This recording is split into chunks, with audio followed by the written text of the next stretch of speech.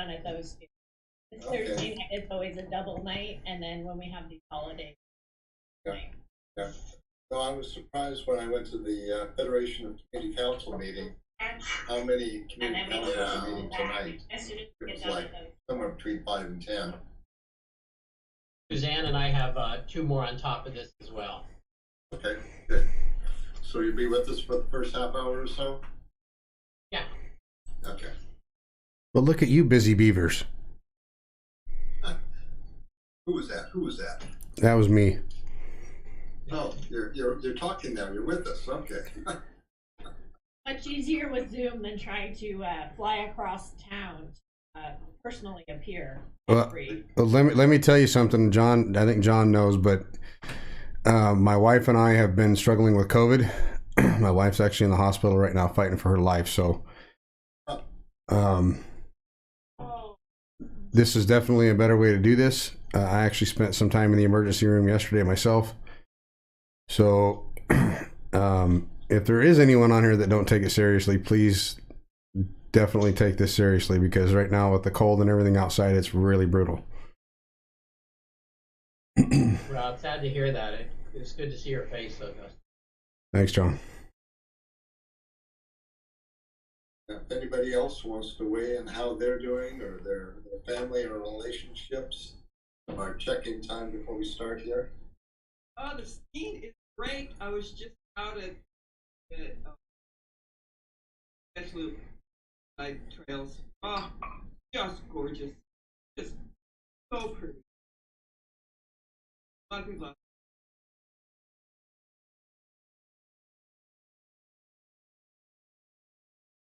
I would just comment that over on the other side of my family, my brother-in-law's kids and relatives and so forth, there's about 5 people that have had COVID.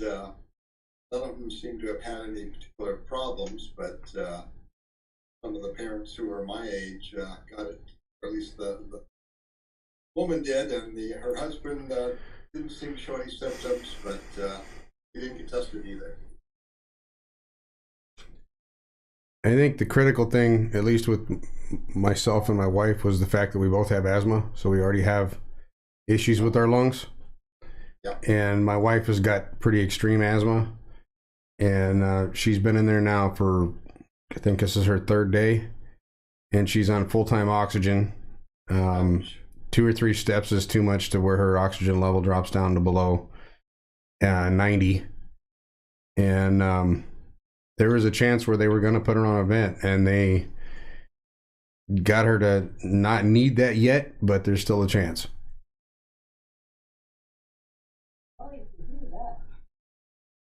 Yep. Okay, well, numbers are starting to build here. About 15 people.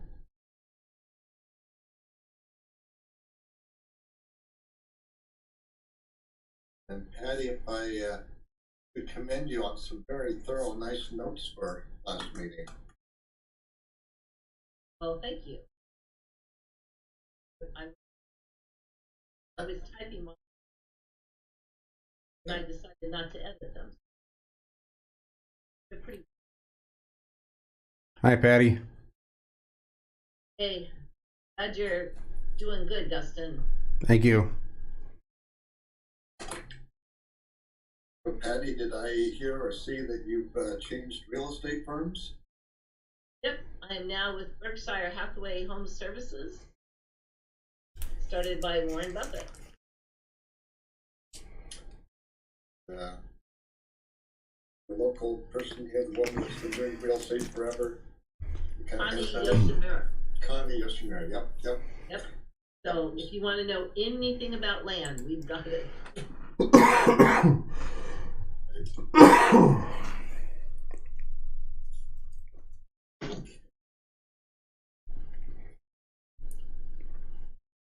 So I was surprised to hear at the Federation of Community Councils that some community councils have had problems getting people to attend their meetings via Zoom. Whereas I feel we've done kind of the opposite, that it's easier for a lot of people to connect via Zoom, just through your home and so forth, and I'd say attendance and participation is up. You It's a know, lot Bruce, easier. It's a lot easier for us, as you can see.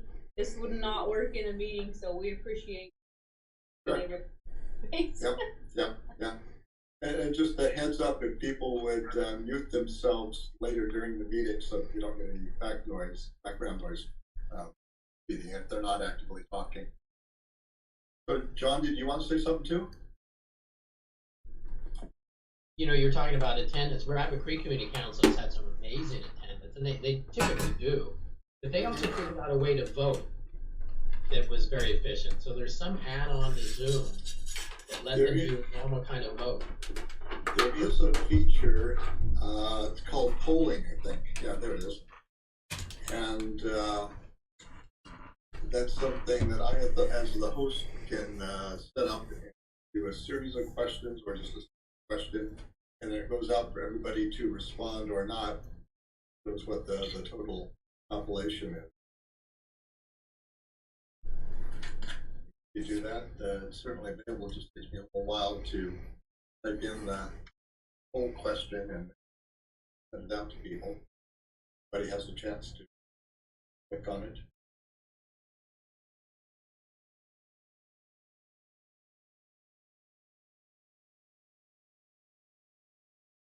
So I'm glad to see that everybody's got their name on Zoom up there correctly and so forth.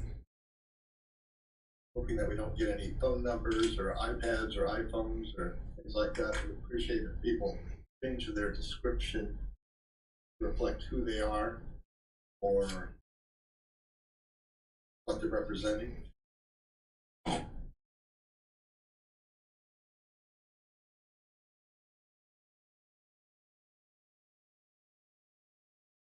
Does anybody else want to check in? Because normally at the community council, we kind of start with a round of introductions.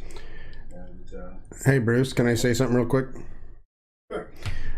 So for anybody that is on the community council Facebook page, I've been able to get this meeting, the video and everything. So if someone were to miss it 1 week or one month, they can go back to the community council Facebook page and review the whole meeting.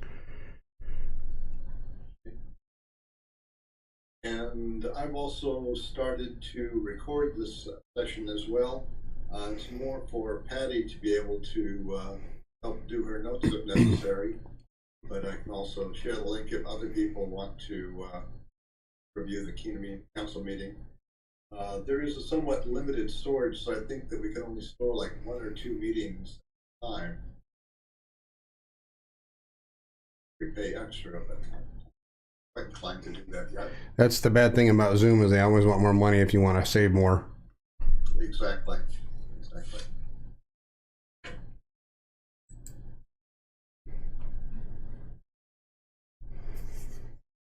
And Bruce, do we know who CMBRI? No, we don't. So we have somebody who's recently joined the meeting, and their Zoom ID is CMBRI _000. You could either identify yourself, or if you could change your Zoom name, it's easier for other people to know who you are, or if you're a member of the Abbott Loop Community Council area, just who you are. Okay, I think I'm unmuted. Can you hear me? Yes, I can.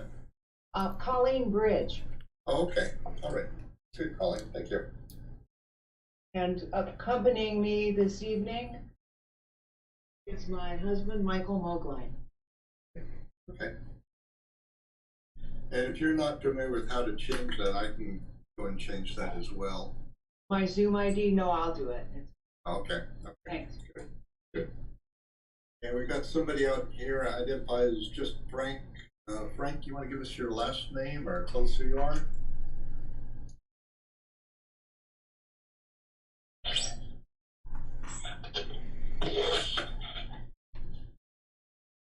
No. Or not? Okay, I think we're up to about 22 participants. So again, normally we start with a round of introductions. Bruce Roberts, I'm the president of the Abbott Loop Community Council. Patty, why don't you go next to introduce yourself? Unmute yourself, Patty, sorry.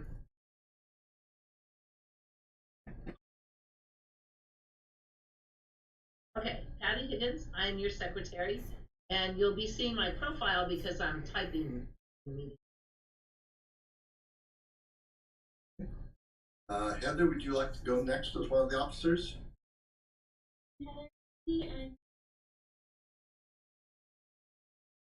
Next, Susan Cole.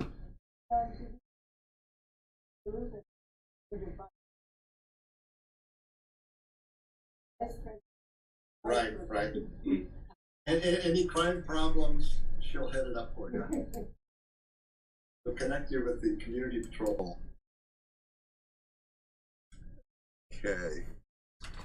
Since we only have about 22 people here, anybody else want to jump in and introduce themselves, say hi, or give us a check-in? Yeah, I'm Lizzie Newell, and I'm the chair of membership outreach and events. I've been trying to think of how to do this. We're in Zoom. I would really like to be welcoming to people. So, hello to everyone. Okay. And I might just add a comment to that normally the Thanksgiving, November, December combined meeting that we're having tonight is kind of a socializing. If we were meeting at Abbott Loop Elementary School, we'd be having a potluck with people bringing things to share. Probably spend half an hour or more eating before we started the meeting. So again, I don't think we have a totally full agenda tonight. So if people want to, socialize a little bit, share a little bit. I can say something. I'm Marilyn Russell, and I was in Fairbanks for 45 years, and now I've been down here about a year and a half. And I miss in-person meetings because I like to socialize with people and get to know people. But, one of the things I'm interested in is finding other people who are interested in being on the Alaska Black Caucus education committee. If you're interested in that, let me know. Thank you. And So I can just kind of run through the people I see. You're welcome to say hi or not if you want. Vicki Gherkin, want to go next? Well, I'm really showing as Jean Gurk because that's our IP address and name. So, Yep. But I'm really Vicki Gurk. Yep. And Yep. planning and zone, and I remember asking for those. Yeah, you've got a little bit of a lag there, so we're getting kind of a dropout And echo. that's all I know. Thanks. Sorry. Okay. Calvin? Yeah. Calvin, you want to say hi? Yeah, hi everyone. Good to see you all again. Calvin Schrage, longtime member of the Community Council and for State House. Dan Bolin, you want to say hi? Hello everybody, Dan Boland. I live off of Kip Court, and that's all I got to say. Been involved with our Road and Projects Committee. Okay, Meg Zaltel, say hi to everybody. Hi everyone, Midtown Assembly member. Good to see everyone. Hi. Grace Green. Yeah, complete with entourage. They're getting ready for bed, so it looks peaceful at my house, but it's usually not. But my two boys are over there, and my husband Zach is chasing them right now. Yeah. Okay. Anthony, is it Losi or Lucy? Oh, yeah. Hello. Anthony Losi. Hello. How are you? Okay. And you live in the Abbott Loop Community Council area, right? Yes. Spruce Meadows. Yeah. Okay. John Weddleton. Hello, everyone. Anchorage Assembly, South Anchorage, Turnagain Arm, and Girdwood, and I also live in Independence Park, so I'm part of this community council. Okay. And next, Felix Rivera. Hey everyone, Felix Rivera here, Anchorage Assembly representing Midtown and live on East 84th. Thanks. Elizabeth, is it Freiley? Yep, Freely. I am Elizabeth Freely. I live over on Doyle Drive, and I'm a 4th grade teacher at Spring Elementary School on the south side. Great. George Martinez, would you like to identify yourself for the folks here at the Community Council? Absolutely. Thank you, Bruce. Good evening, everyone. My name is George Martinez. Good to see you all tonight. I'm a candidate for mayor, and I'm looking forward to introducing myself shortly. Yeah, that'll be a little bit later. Thank you. Thank you. Okay. Emily. Hey, Emily. Hi? Yeah, Emily Sullivan here. I don't have a webcam on this computer, so it'll just be my picture. But yeah, I live on the north end of Abbott Loop. Great. Frank Lair. That's Frank Lahr. I'm over on Quad Circle. Okay, great. Thank you. Kari Nori. Sorry, couldn't find my unmute. Yeah, Kari, I'm on Abbott Loop, and I live off of the Drive area. Great. Chantel Davis, you want to say hi? Hi, I also don't have a camera working. I'm on my phone tonight. So I'm in the Independence Park area as well. This is probably my 4th or 5th meeting. Yeah. Okay. And Colleen Bridge and Mike Boakley are the CMBRI 0. Mike Mogline here, off of East 67. Okay, great. And Carl Jacobs, want to say hi as well? Yeah, good evening, everyone. Good to see you all again. Carl Jacobs. I'm not a resident of the Community Council, but I'm running for Anchorage School Board, so I'm just sitting in to listen. Thank you. Okay. And Suzanne LaFrance, you like to say hi as well? Thanks, Bruce. Hi, everybody. I'm on the Anchorage Assembly representing District 6, South Anchorage, Girdwood, and Turnagain Arm, along with John Weddleton. Thanks. And I think that's most of the 24 people that are here active at the moment.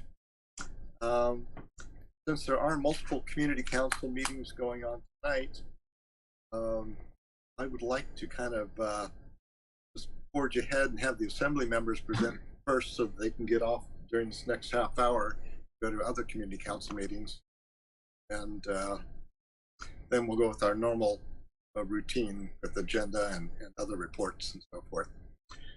So Felix, as the chair of the assembly and the order we've got things listed here, would you like to start off first? Sure, happy to get started, kick things off. Actually don't have much to report. So it's been a busy week for the assembly. We had 2 meetings this week, one on Monday and one on Tuesday. I'm just going to give sort of the 30,000-foot view and then allow my colleagues to fill in any holes. So first is on Monday, the Assembly met to deliberate the emergency declaration and the 6th extension of the emergency declaration to January 15th of 2021. The Assembly voted 7-3 in favor of that on Monday. On Tuesday, there was a reconsideration of that item to allow discussion on amendment. That amendment was in the end voted down, and then when we did the vote again on the resolution, it was voted 8-2 in favor of the resolution. So the emergency declaration has been extended to January 15th. There are 2 assembly members, you have them here with you, Suzanne LaFrance and John Weddleton, who are still working on some type of transition away from emergency powers. This was alluded to by both Assembly members Crystal Kennedy and Suzanne LaFrance on October 13th. And I think we might actually be getting a sneak peek of what that transition ordinance might look like tomorrow at the Rules Committee meeting for anyone interested in joining us for that. And the other thing that I will talk about, again from a broad strokes, is the budget. So the Assembly approved the various proposed 2021 budgets. That's the general government operating budget, the capital improvement budget, the various 5-year plans, and the budgets for the utilities and for the Anchorage Community Development. There were very few amendments on any of these items. It was a pretty straightforward process, and the Assembly was able to work pretty early in the process with the administration to make sure that everything is aligned in terms of Assembly's priorities, administration priorities, and really the budget focuses on a few things that we've really been focusing on for several years now: homelessness, public safety, and then with the introduction of the alcohol tax, focusing on some of the most pressing issues that we are facing, like sexual assault and domestic violence. So thanks to the voters for approving that. We're going to be able to see some of the impacts on that starting next year and for years to come. We have 2 meetings left in the year in December. No big items as far as I know coming from the Assembly or the administration for those 2 meetings. So hopefully we'll be able to end the year and then get started again next with something. That's it for me. Thanks.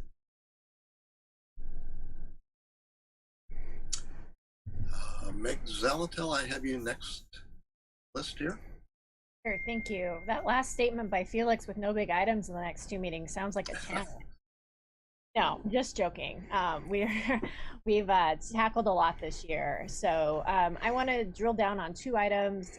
One is a little bit about the alcohol tax budget that we passed, and the other is around homelessness. We've got some new information there.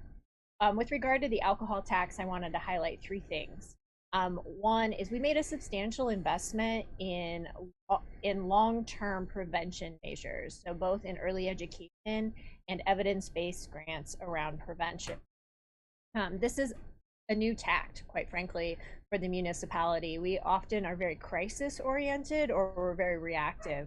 And so these grants, we will see the performance, they'll go out via RFP, and then we'll see the performance measures come in. But I think it's good to keep in mind that the payoff on prevention is a 10 to 20 year payoff, but it's a big part of the continuum of services that we believe is an important part of the priorities to address a lot of the issues that have been facing our city.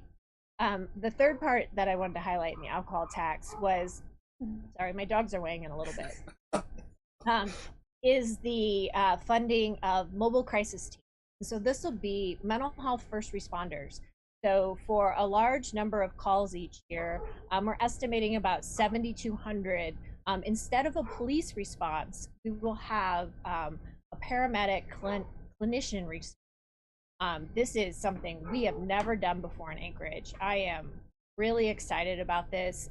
Details are still being worked out, but I need to thank the fire department for their innovation and willingness to step into this role. Deputy Chief Boy with APD really helped guide the way and educated a lot of us about the Crisis Now model that the state is looking at, and this really slots into that model.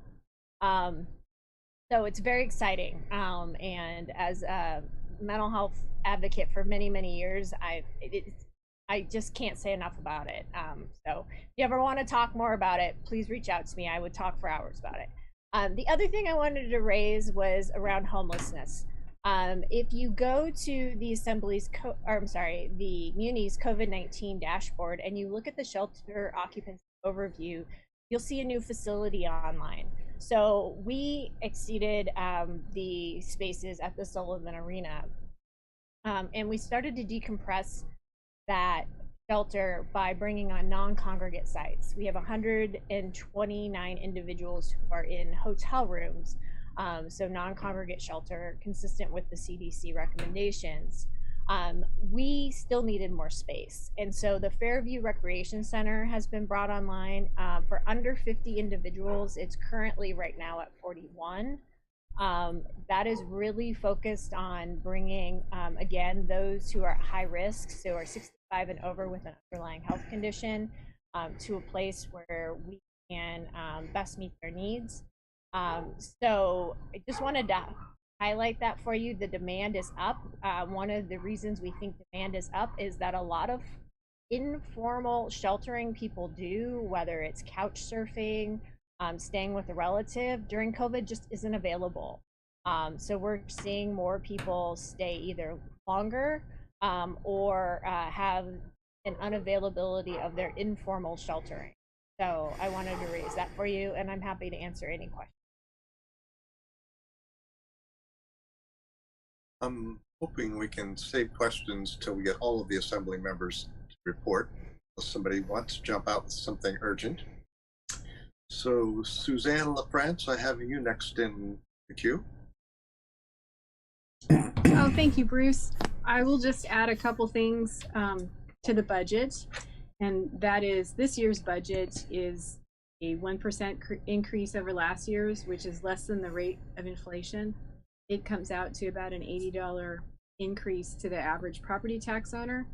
And a couple things that are really bright spots when it comes to the budget. One, the ML&P sale closed at the end of October, and we did deposit $230 million to MOA Trust. That's expected to generate about $4 million additionally in revenue each year, bringing the total to almost $18 million that the fund will spin off that'll be used to pay for government services. So that's a good thing. And then also we recently passed an ordinance that brings e-cigarettes and vaping devices under the tobacco excise tax. And that is expected to raise about $800,000. That's under the tax cap. And then also, I think what is perhaps even more important than that is raising the prices of vaping and tobacco products is correlated with reduced use among youth. And given the increasing rates of vaping among high school students, I think this is a very important thing and a good thing for our community. Thanks.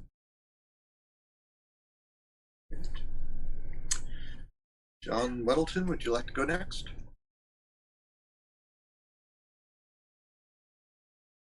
Sure. There's nothing left, so I will make up some things. Well, I'll just a couple interesting things in the capital budget that we passed, and this would be part of like the ARDSA bonds. If we look at one is traffic calming, which is there's never enough of. Had been 500,000 a year. We got bumped it to $1 million one year, and then dropped back to 500,000. But for this year and in the 6-year plan, it shows up as $1 million per year. So that's pretty substantial, and that's kind of one of the biggest problems we have closest to home is speeding through our streets, and that money is slowly chipping away at those problems. We also had a something that will be on the bonds will be program to add public restrooms throughout the city. It's a 4 years at this point, scheduling there for 4 years, so to be 1.5 to 2 per year. So this would be kind of downtown for tourists and also places as more and more businesses don't allow people into their toilets as public toilets. It creates a problem. People need a place to go, and so anyway, it's kind of a new thing for us, but I think it's something we really need. Felix had mentioned in regards to the emergency proclamation, which is always very controversial. That gives a huge amount of power to a mayor. No one expects it to be long, but the nature of what's going on now is dragging on and wasn't expected by us, but here we are. So we are looking at ways to make it kind of more in the normal process where laws are not by a kind of mayor's mandate, but go through the assembly, through the hearing process and so on. And I call it EOs to AOs, emergency orders to Anchorage ordinances. And we may take some of the detailed mandates and look at the way those could be in ordinances. But as I've thought more about it and kind of done more research, another way to look at it is to kind of put in code, what do we do quickly? When do we identify a health emergency? And, what do we do to react very quickly? It's kind of a key to, the quicker we react to a pandemic, the less damage you'll have. And then on the other end is, when is it over? When do you just kind of say, okay, it's run its course and we need to back off?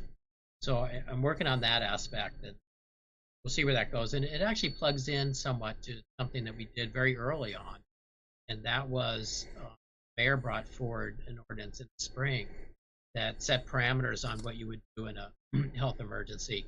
At that point, we did not have the knowledge we have now. We've so much more thought and effort into this, and this won't be our last pandemic. In the history of humanity, pandemics are part of our human condition, and they have been increasing over the decades. So see this again, and just need to be more prepared in the future. Thanks. I'd like to open it up for any questions of any of the Assembly members at this point. Comments, any questions? I have one, actually. Dustin? Yes, okay. First off, I'm not really sure who this would go to since all the Assembly members were involved in this, but so, and I applaud you guys for passing the tax on the vaping stuff. Is there a chance, as an ex-smoker myself, you can probably hear it in my voice a little bit, 10 years ago I quit. Smoking is actually one of the most difficult things I've ever done in my life. I smoked for 10 years. I've been off for 10 years, but it took me almost 6 months to quit. So is there a chance, and I was actually able to quit with a $10 drug. It took 2 weeks and I was done.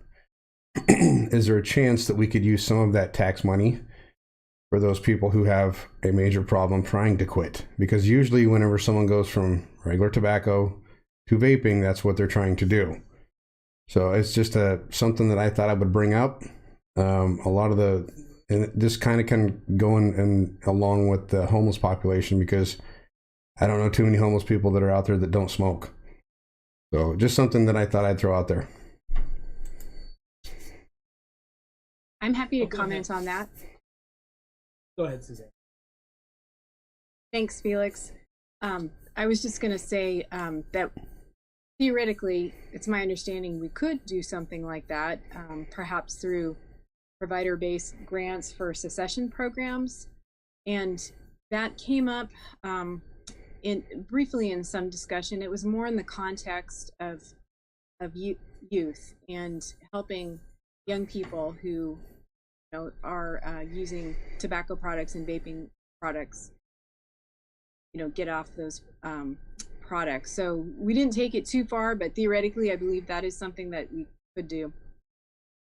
My experience, there's a drug out there. It's called Wellbutrin. It cost me $10, and that's without insurance or anything. It was like $10. It was cheap. I took it for 2 weeks and I was done smoking, and I haven't smoked since. But what it does is it actually helps your mental state and your well-being when you're trying to stop. It's really tough. So that might be something that, you guys might be able to facilitate, I guess. Okay, sure. Dan Bowen, why don't you go next?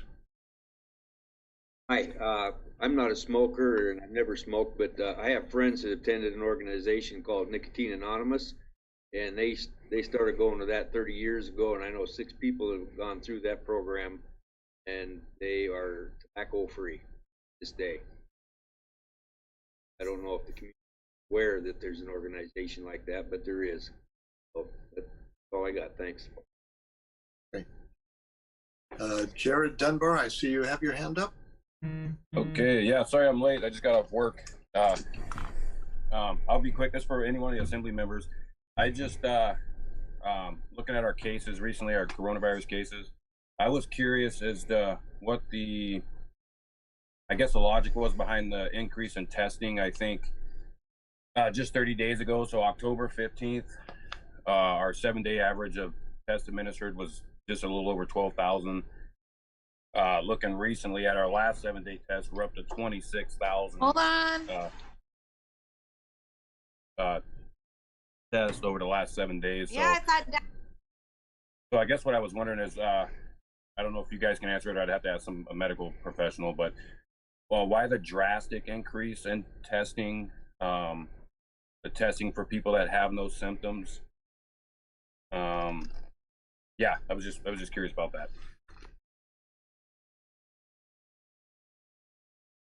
Anyone have a response to that?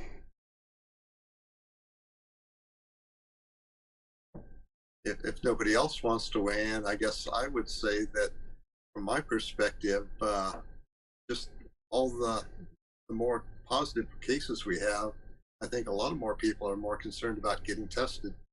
When I drive by the Lake Otis and 40th Avenue testing area, yeah, I'm always just surprised to see the line down the block and around the corner and parking lot full. And I yeah, guess. I figure when, yeah. Oh, sorry. I guess there's emails. There were some emails getting sent out encouraging people to get tested, even if they don't have symptoms. Come down and get tested, and then some pop-up testing sites. Like one was in near the intersection at Costco on a Saturday off of Diamond, which is very, very busy. So it's coming. Some medical group, I guess, in the city or the state, I guess, I don't know, is really encouraging people through emails and then the pop-up testing sites to test whether you have symptoms or not. So there was a lot of people I know that got emails and went down and got tested, and then in the email there was a schedule for a pop-up testing site, and they were going to, I mean, Costco on Saturday. That's just a very, very busy place. So it just seems like it's being encouraged somewhere, obviously by somebody. I was just curious what the logic was behind it. That was all. Yeah, we're happy to look into it and then report back to Bruce what we hear from the health department. Next, I see Susan. You have your hand up. Yeah, originally I was just going to say express appreciation for the assembly that we have. Good thinking people doing nice things. But in terms of requesting more testing, the more tests you better the get of the amount of virus in your community. So if only people with symptoms get tested, then that gives one picture of the virus there is. But if you really want to know, then you need lots of people to get tested, and you actually want lots of negatives. And that gives you a better picture of the extent of the virus in your virus has to do with the ratio of how much. So each ill person is capable of transmitting to X number of other people.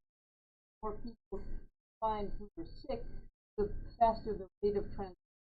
You want to get a picture of how much virus is in your community, and to do that, you need lots and lots of people to get tested, not just people with symptoms. Lizzie Newell next, and then Marilyn, and then MMP Lucy. Yeah, I understand that there's going to be a pop-up site at Abbott Loop Elementary School this Saturday. I've also understand that you need to sign up beforehand. I haven't quite figured out how to do that, but that's right in the middle of our community council area. It's good to know. Okay, Marilyn Russell. Yes, I heard tonight from a friend that indeed, just to follow up on what Susan Sewell said, that there are, and I wish I could remember the number, but it just blew me away that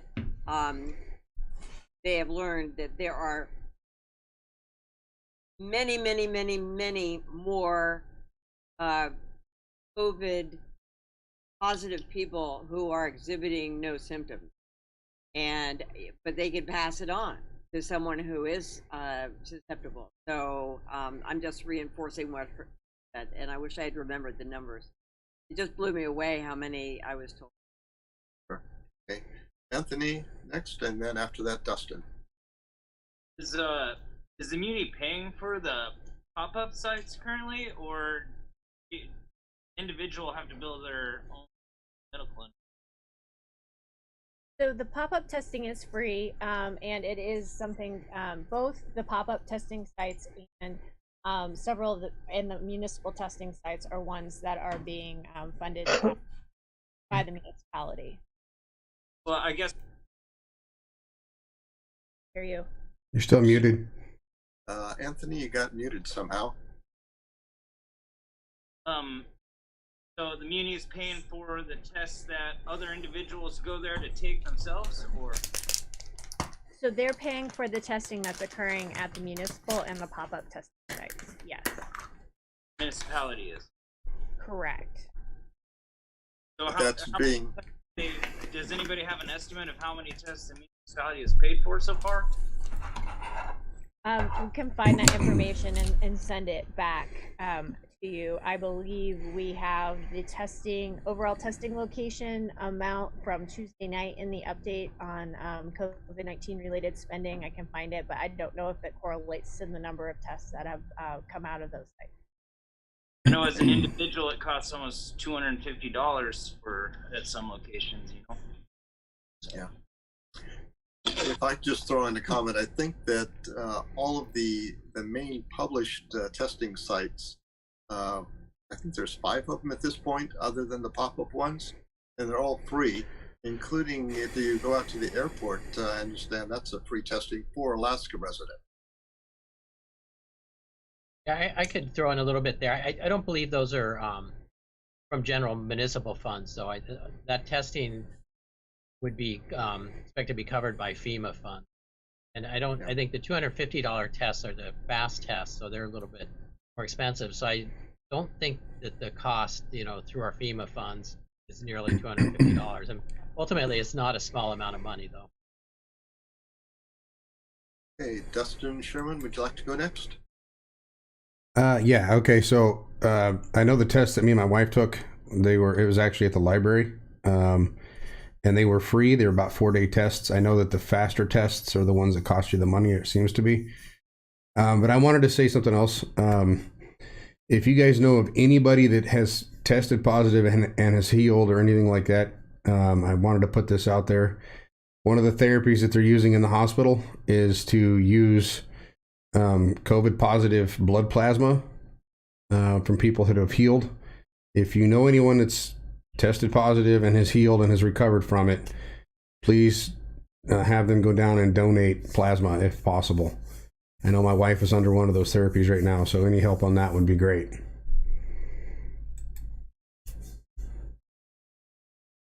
Any other questions for the assembly members? Yeah, Bruce, this is Patty. Sure. I don't know if you can see me. Yes, I can. Okay, so in our household, one of the 8-year-old tested positive, and because we thought it came from one certain person, and it turns out he's the only one who tested positive. And since we were around that person, that's probably not where he got it. So he had to quarantine in a house of 7 people for 2 weeks. And that means I was completely unable to hold open houses or have anybody. Well, we're pretty shut down anyway, but we thought we had a very safe bubble. And one of the epidemiologists put a cute quote in, which the mathematicians among us will appreciate. And she said, bubbles are fine until they turn into Venn diagrams. And we went from safe to pretty exposed. And, if we want to get our economy back, we have to get this under control. Because not only are we quarantined for 2 weeks, then the rest of us have to stay quarantined for another 2 weeks. Because he's fine, but now we don't know if we are. So if we get tested, then, it's kind of like back to normal again. Because I feel if I haven't got it by now, I'm not going to get it. But this testing is very important. And forget the whole bubble idea. I was a strong proponent, but it didn't. Justin, did you have a follow-up question? I just want to reiterate what Patty actually said. But I would strongly encourage the assembly, I guess, the members that are here, that if we're going to run into another lockdown or another shutdown or whatever, we need to put more restrictions on Costco, Target, the places that everybody frequents, and maybe have them limit how many people go in there. Because I've been in the Costco since before I was sick. I haven't been in anywhere since I've gotten sick. But going in there, there's 200-300 people in there. I mean, you cannot mitigate, those that are asymptomatic. You can't mitigate what they touch. So that may be an option for the assembly down the road. And since you're mentioning Costco, I do appreciate their senior hours for people who are over 65, Monday through Friday, from 9 a.m. to 10 p.m. or 10 a.m. And I think they've been one of the more responsible retailers around town in requiring face masks. I've seen a number of complaints of people going into cars and Fred Meyers and so forth and feeling like the face masks are not being required. Yeah. Before the assembly members go, there were some questions that had popped up prior to the meeting about the status of the election for the mayor. Would any of the assembly members like to comment on that? I got the sense that possibly some people were hoping that there was going to be an interim election for the mayor and getting the mayor of their choice in earlier. I can let you know what the current status is. The issue came before the assembly to hold a special election. It did not pass. So right now we are set to have the regularly scheduled election.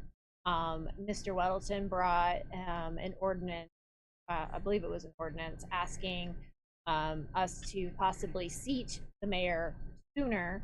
That did not pass.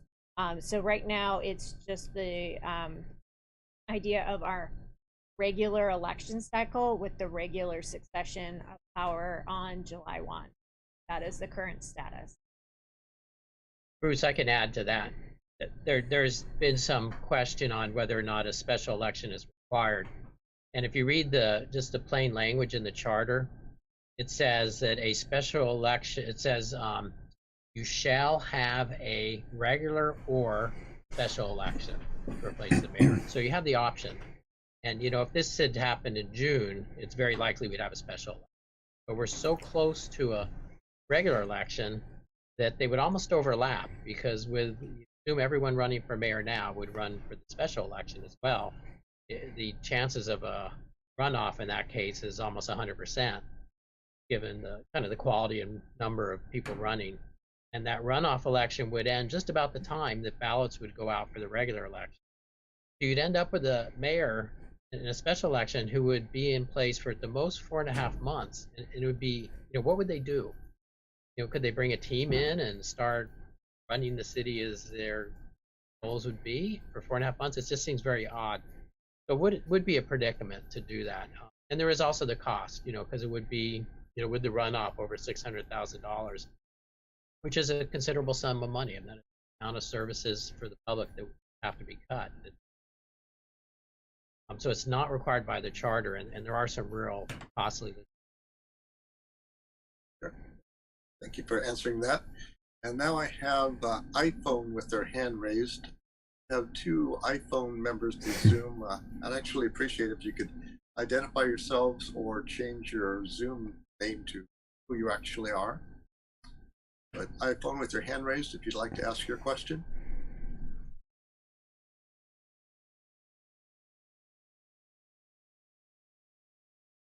I can unmute you if necessary. I'll be good you did it. No question from either iPhone? Okay. If anybody else, last chance for questions for the assembly members before we kind of move on. In regards to John's last statement, so you can't have an amendment to have the new mayor, basically his powers that we would vote for now, be extended for an extra 3 or 4 months.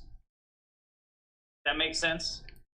Like whoever we elect now would just be mayor in the next cycle anyways. Essentially not give up for the 4 months to have another runoff. Does that make sense? That could happen. Did you email me about that? I got an email with that question. I didn't. Yeah. Okay. So it is possible that we could create an ordinance that would change the date for the regular election, make it earlier, and so that could happen. A challenge there is we can only have one regular election, so that would mean moving forward all of the school board election, our people, and the ballot measures and all those kinds of things. So it would have a lot of repercussions. There's, I mean, it might fit on a time kind of on a plan at this point. So it could happen, but it's not a simple thing. It's not just regarding the mayor. Then you bring everything that's normally in the regular ballot forward, and that would be tricky. And then you also have, how long is the term? Do they get 3 years plus whatever the months are? That would have to be, or are we permanently changing it? So it gets very complicated, but yes, that can be. Okay, can you hear me now? Yes, we can now. Oh my God. If you could identify yourself, because we just see iPhone as your name. I know, this is my first time using Zoom. Okay. My name is Michelle Wrightson. I'm a blue collar worker. And I've been to 4 assembly meetings now. And I feel dismissed. I feel unheard. And I feel that COVID is being used as an excuse for everything. And I fear deep down in my heart that you guys are going to find a reason to not allow us to vote in April, and you're going to use it as COVID as an excuse. I'm tired of dealing with these shutdowns that are destroying my city. I went through this in 1986.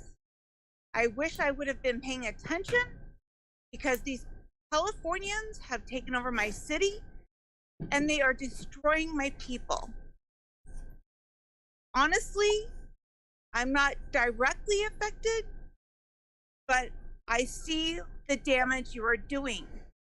I do not see that COVID is actually making an impact in a negative way, in a way that your mandates are. I see that the legacy of this assembly and mayor, who is not our actual mayor, will go down, that their legacy will be not only destroying our city financially, emotionally, mentally, but I also believe that by the end of this winter, they will go down as being known as the assembly with the most suicides in our city. And that is all I gotta say. Get it together, people. Get it together. Thank you. If I could chime in, Bruce, Michelle, I appreciate your starting to come to our meetings and seeing how things work, and coming to the community council. If you get involved with the people who have been involved in the community council, you'll get a bigger sense of how the city works and the broader. Wait, hold on. Who am I speaking to right now? This is John Weddleton, and I'm actually one of your assembly members, because I think you're south of Abbott. Mm-hmm. Yeah. You need to get it together, Mr. Wellington. You are killing people. The blood of the people are on your shoulders right now. Do you understand that? Sure. Yeah, and I hope you'll also spend some time talking to Dustin Sherman. He's also spent a huge amount of time getting educated on how things work, and I think his recent he just went through COVID himself. But I understand that COVID is 1% less, and you are torturing and killing your community. So don't be preaching to me. I am out here working while you are going to your meetings, your fundraising events, and your luncheons. Get it together. Sure. And Michelle, I think every single one of the people on the assembly also have a regular job. No, they don't. No, you don't. I ran in your circles. I ran in your circles. I know you guys don't do shit. Just okay, Mr. Weddleton, let me invite you to come work with me for a day. Do you want to come to work with me? Literally runs his own business. Come to work with me, and let's do some physical work with all of these schools and watch all of the people that you guys are killing right now. Okay, I think this has turned from a constructive conversation to just being really rude and disrespectful. Bruce, do you think we could move? Yeah, I unfortunately, Michelle, I think you've had your 3 minutes. We'd like to move on. We certainly respect, that you're giving your opinions, and hope that you are able to continue and have more conversations with us and also with the assembly members. let's see. For some reason, I just lost my train of thought there. So no other further questions for the assembly members at this point. I would like to kind of jump back into our regular scheduled presentations. This is assuming. Hello, Anthony. Yes, last time. Are we expecting another shutdown here soon? I mean, I've seen a lot of rumors on the internet. I don't know if that's 100% sure or not. So, we kind of work in the food and my business does industry. So, does anybody have a thought on that matter? Only what the statement from the mayor, acting mayor today, that she's looking at the numbers, looking at the state of our hospitals, and we'll make a decision based on good of the community and good of the availability of beds in the hospital. I guess. What about the assembly members? They have any privy information on that, or are they expecting that? This is Weddleton heading over to Bayshore Clat in a moment, but no, we don't have any special information on that. There is extreme concern from the medical community, though. So, but we'll see. I think Austin's been very creative, and she's been very reluctant to close down businesses. What I've seen so far. And if I could just maybe throw in that, I guess I wouldn't be surprised if restaurants and bars were asked to close down. I mean, if you've got huge numbers and the emergency department's getting flooded and people aren't able to handle things, then it certainly seems like something would need to be done. Yeah, but those same people are going to like Home Depot, Lowe's. Correct. Everybody dog park. Yeah. I mean, No. There's no national standard. There's no state standard. There are people that are just totally disregarding things. And sure, Justin, you got your hand up. You want to jump in again? Yeah, just real quick, Anthony. So a lot of the questions you had have now I had before as well. And as someone that spent most of the day yesterday down at Providence in the ER due to an asthma attack myself, I didn't think that it was as serious as it is. And John Weddleton will attest to that. I've chewed his butt out a bunch of times on this. I spent, like I said, most of the day yesterday down at Providence, and I know I've seen it now myself, just how busy the ERs are, how many people are in there. When I walked out of there was about 30 people waiting to be seen, and most of them were having respiratory problems. So I was one of the lucky ones to get in there and get out of there. Not very many of them are. So take it serious, please do. Again, I was skeptical as well. She works at Providence, and I'm fully aware. Okay, Anthony, I think you've had enough to say for the moment. Amber Glasser, you have your hand raised. Would you like to go next?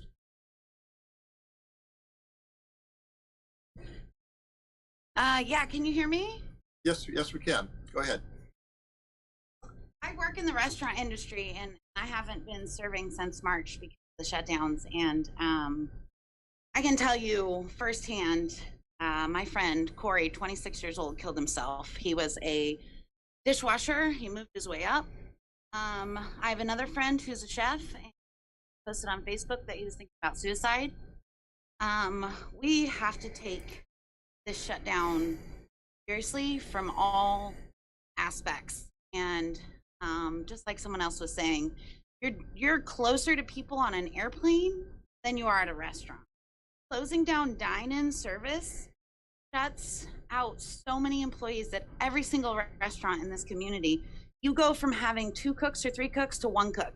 You go from having 2 or 3 servers to 0 servers and just 1 person doing takeout. I mean, you are destroying so many families by doing that. And I would urge and encourage the assembly members to talk to people that work in restaurants. And really, this is unfair to target restaurants and bars when every business is susceptible to being somewhere where you can catch and spread COVID. It's not right. I don't think any of the assembly members. Well, to my community members who can, you know, relay that message. This is not, this is a community problem. Every life, every job, every single person is essential and important to me. And I don't feel like the people in power feel that way at all.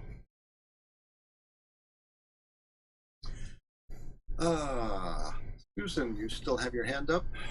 Yeah, I do. A couple of. One of the things we know about COVID is that your tendency to catch it is related to the amount of time somebody has the virus and how close you are to it. So there's a real difference between sitting in a bar for an hour or two with a whole bunch of people and going in and out of home. All right, well, I don't know how many bars you've been to lately, but people are still being responsible and people are being very respectful to all the businesses. And I don't think it's been around long enough for us to say that that data is accurate. Well, I tend to trust the data, and one of the things you can do is pressure our Congress to act on the bill, the HEROES bill that the House of Representatives passed some time ago, which would provide income supports for people who lose their jobs due to COVID. And the Senate has refused to address that bill. So as citizens, if we're concerned, we have some responsibility to ask our federal officials to take action. I mean, I don't want to rely on the government for anything. I understand what you're saying and I do agree with that, but I also think that doesn't work for everyone. Okay. If I could just throw in one response to something that I heard a little while ago from Michelle, although I don't think she's with us any longer. I don't see really any chance of elections being postponed for the assembly, for mayor, for whatever in April. I just want to throw in that feedback. So we are at the winter of our discontent. COVID numbers are increasing. Yeah, it's serious issues all around. And I think all of our assembly members have left at this point because they have other meetings to go to. You can attend the assembly virtually as well. They do still take in-person testimony, although that's somewhat limited. I'm always amazed and pleased to see so many assembly members show up to our meetings, because I hear from other community councils where they don't have the representation on a regular basis. And we're lucky because we actually straddle two assembly boundaries. So we have two people from the Independence Park and South areas, and then we have Felix and Meg from Abbott Loop areas. I think they do a tremendous amount of work, and all I can say is that I wouldn't want to be assembly member for all the time and energy that they put in.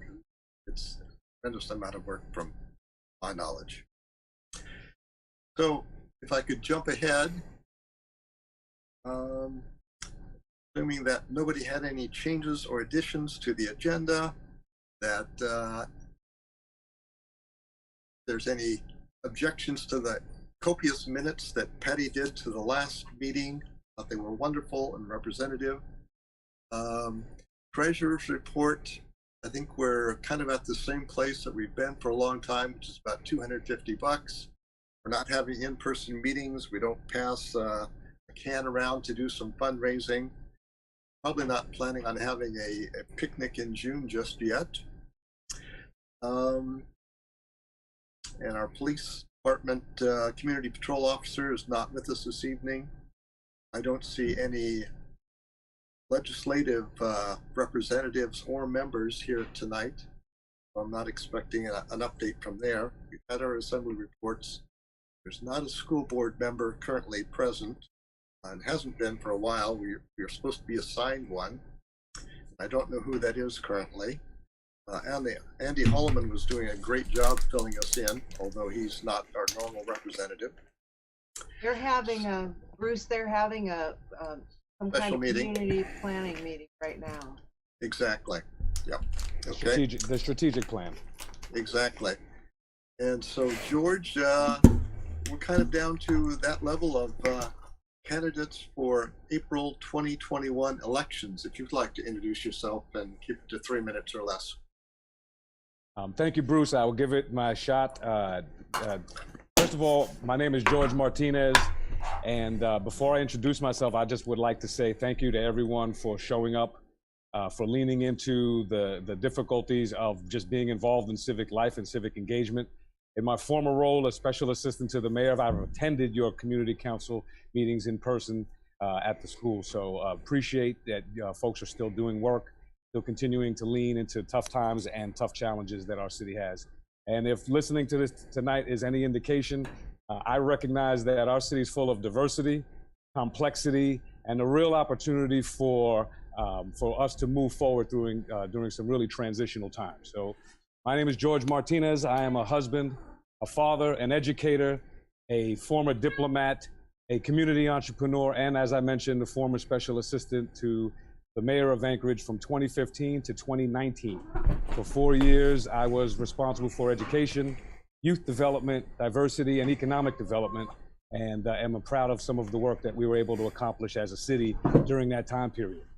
Since last summer, I moved over to the Humanities Forum, and I'm currently a director of leadership programs and youth programs for one of Alaska's oldest nonprofit organizations, the Alaska Humanities. I believe Anchorage is in a transitional time, and that now is the time to reset, rebuild, and rebound Anchorage forward, stronger, better prepared, and more prosperous than before. My vision is simple: a connected, safe, and thriving community where our economy grows through innovation, inclusion, and education, where every neighborhood and community can flourish, and where our children are healthy and successful.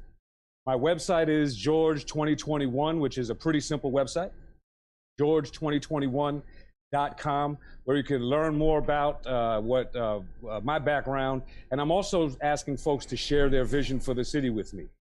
My disposition as a nonpartisan, as an independent who has worked across the aisle and has served a variety of spaces across a 25-year career in the public and private sectors, is really about getting sleeves rolled up and getting to work to move Anchorage forward. And if listening tonight is any indication that we are in a time where finding our way forward to rolling sleeves up and not allowing our city to fall, continuing to stand strong in the winds of change and uncertainty, and coming together to be able to find the values that are going to make sure that we can work together, disagreeing with dignity, but still finding the way to roll our sleeves up. That's, in my mind, what Anchorage represents to me and my family. We're proud to be here on the Nina Athabascan land, and I'm proud to be a member of a whole lot of nonprofits and civil society organizations in the multiple hats that I wear. Thank you for the opportunity, Bruce, to introduce myself. And once again, my website is george2021.com. And I'll also post my phone number in the chat for anyone who is willing to give a call and have a conversation. And I'm looking forward to meeting everyone and for you to be able to visit my site and share your vision for the city with me. Thank you, Bruce. Thank you. Any questions, George? Patty had a hand. I think she was waving, wasn't she? Oh. There's a hand from Dustin. Sure, Dustin, why don't you go ahead? Okay, let me unmute myself. There we go. Yourself. Yep, I got it. So George, what part of town do you live in? Just curious. Northeast. Northeast. Just off of Turpin and Mink in the old 58 to 61 community called Shady Lane. It's North Cheney Lake. Okay, I was just kind of curious. My wife is always, she's obviously in the hospital. I've talked about that a couple times tonight, but she's always wondering about the different candidates and what part of town they live in. So I was just curious. She teaches over in Fairview. Absolutely. So Absolutely. she's always kind of curious. One of the recent projects I had a chance to accomplish in Fairview was transforming a graffiti wall into a public art project that was a focus of about 3 years of planning to be able to tackle the block on Hyder Street in Fairview And there was recent media coverage about that where Assemblymember Constant, Soldier, and some local artists got together and transformed that block. That was some of the fruits of the work that I did with respect to reorganizing the Arts Commission, re-engaging and bringing back the Youth Commission for the city. And downtown in Anchorage, you got art on trash cans. That's a combination of both of those worlds. And for the next 4 years, youth art will continue to populate downtown. So there's some great projects that we can do in our community. Thank your wife for being involved in the education. And Dustin, thank you for sharing your experiences from your voice and from your perspective in this time of uncertainty. I don't think that anyone is going to be certain until they find what makes them certain.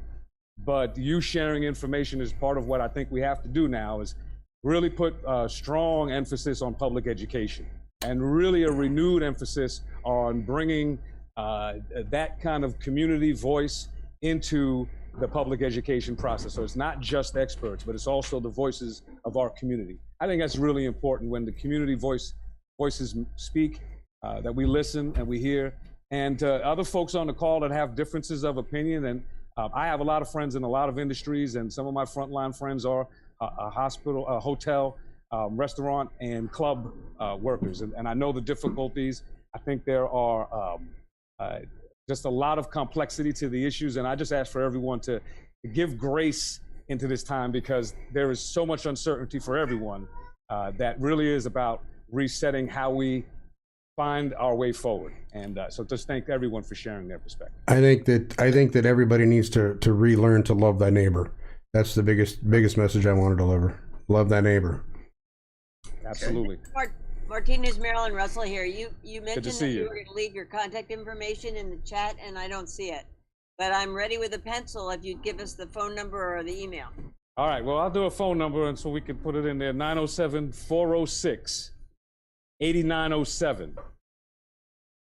Ready? That was my multitask limitation, Marilyn, right? But in speaking with my hands, it was hard to type at the same time. Okay. Thank you, George. Thank you. Yeah. Okay. Do we have any other candidates who'd like to introduce themselves this time? Calvin, did you want to give us an update? And congratulations, Sure. Calvin. Yeah, thank you, George. Yeah, I guess no longer a candidate. The election is over. We won our state house race. Quite a while for all the votes to come in, but we're very pleased with the final result and that our hard work paid off, and just very much looking forward to getting to work for all of you to represent our community in the state house. And you all should have my contact information, but I will drop that actually in the chat along next to George's there, should anyone want to reach out or have questions. They're looking next to difficult years, but some transformative. If I could put in a plug that Calvin has been very active in our Roads and Projects Committee. He's been the current chair. So I'm assuming he will not be doing that anymore as a elected official. And so I would like to see somebody help step up with the Roads and Projects Committee and head that as well. Thank you, Calvin. And to anyone that is considering maybe taking over that committee, I'm happy to help out in any answer questions. Otherwise, it's a great committee to be on. You learn a lot, and I've just really, truly appreciated my time on actually serving on the community council. Look forward to continuing to participate in a different capacity now, but just really encourage you to step up. Good one. What position is that? I may be interested. The chairman of the Roads and Projects Committee. So that has to do with the roads in our area, kind of tracking which projects are at what stage. Municipality has about 26 different road projects that they're tracking for the Abbott Loop area. I think there's about 12 parks and recreation projects, and there's also some state or citywide projects that we get to weigh in on. Okay, thank you. I'll consider that. It's a little bit more than I was expecting, but okay. Okay. Let's see. Moving on. Go Dan. I was cheering for Calvin. Okay. I thought that was Roads and Projects enthusiasm. Let's see. The Federation of Community Councils had its meeting last night, and this is the kind of coordinating meeting of all the community councils throughout Anchorage. And I attended as the representative of the Abbott Loop Community Council.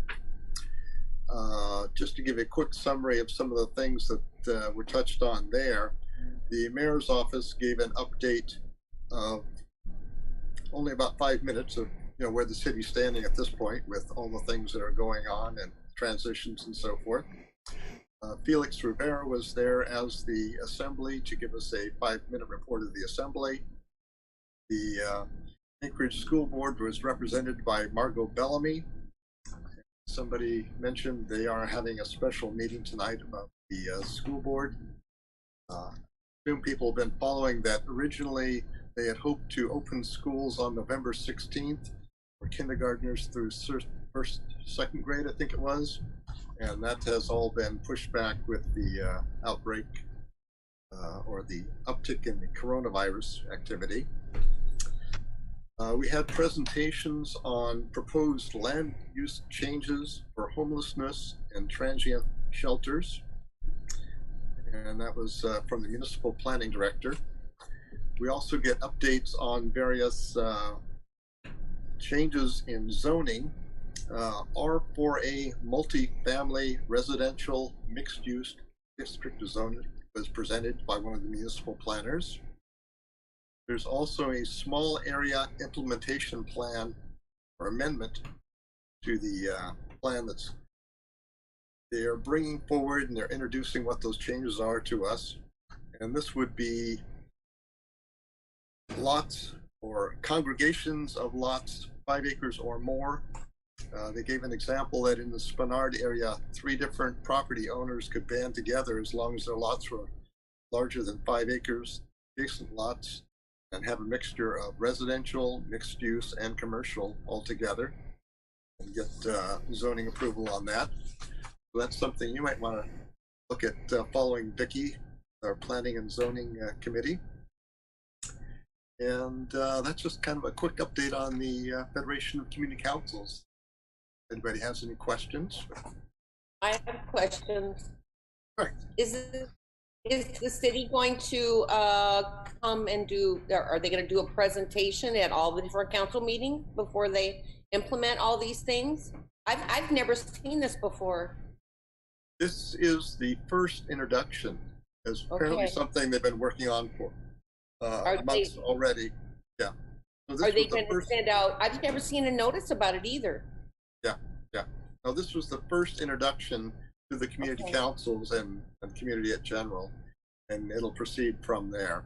And yes, we could ask for a presentation from one of these municipal planners if we wanted to. Okay, because there were like 4 different things that you sent me that were all relatively new. The community needs to make a comment on. Exactly. Exactly. And there's not a. Well, I don't think they shared what the exact timeline is of what they're going to be doing over the next year or so. But it's part of the upgrades. So did they say when, like, what's the next step? I can share some of the presentations with you because I've got a copy available of that. And so, yeah, they gave some PowerPoint presentations as well, which were shared via Zoom. You sent me those, but they don't really say, like, what's next?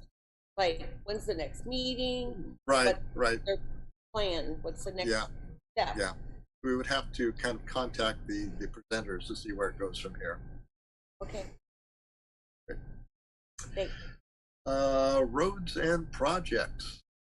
Calvin, looks like you're with us full time tonight instead of zooming off somewhere else. Do you have any anything to share or update? I don't know that I have any major updates. As I'm sure you can imagine, I've been a little distracted as of recently, but I do know that they just had an transportation fair. Fortunately, I was not able to attend that. I've cursory looked to see if they had any information available online, and a little sparse. Maybe some pavement preservation being discussed along Elmore. Outside of that, I know that the Spruce Street extension that's been of some discussion here at the community council meeting. There's still an effort underway there to push back the timeline on that and reevaluate the need for that project. I think particular interest for whoever ends up over this committee. And I think that just about does it for my update. Answering. Yeah, I don't know how many people were aware that the transportation fair, which is normally held at the Alaska Airlines Center on UAA, they did a virtual presentation for the first time. And they actually had 3 different rooms with different conglomerations of different projects in those various rooms from 4 to 7 last night. I reviewed what was available in all those different areas. And as you mentioned, the Spruce Street extension was one project. The Seward Highway upgrade from Diamond to O'Malley was certainly another major project. And also the road resurfacing from Elmore, from Abbott all the way to Providence Drive. So those are kind of the major projects in our area, or minor major, that we see coming down the pike. So it's actually, to my mind, a lot fewer projects that have been addressed in the past because of lack of funding from the municipality, the state, and the feds. And things like the Seward Highway project are major projects that have been in the pipeline for 20 years, and so the funding is kind of secured for those. But I'm a little bit concerned for the construction industry and other members of our community because these projects and funding are kind of dropping off over time. Yeah, I share that sentiment, Bruce. There's not much in the pipeline as far as new work coming in the next few years. I think that's going to be a major challenge. Sure. Okay. And Parks and Recreation Committee, Mark Miner is not with us tonight. I don't know if anybody else has an update or input. The moose kill that was over by Abbott Ballfields flooding area, I think that's been dealt with at this point.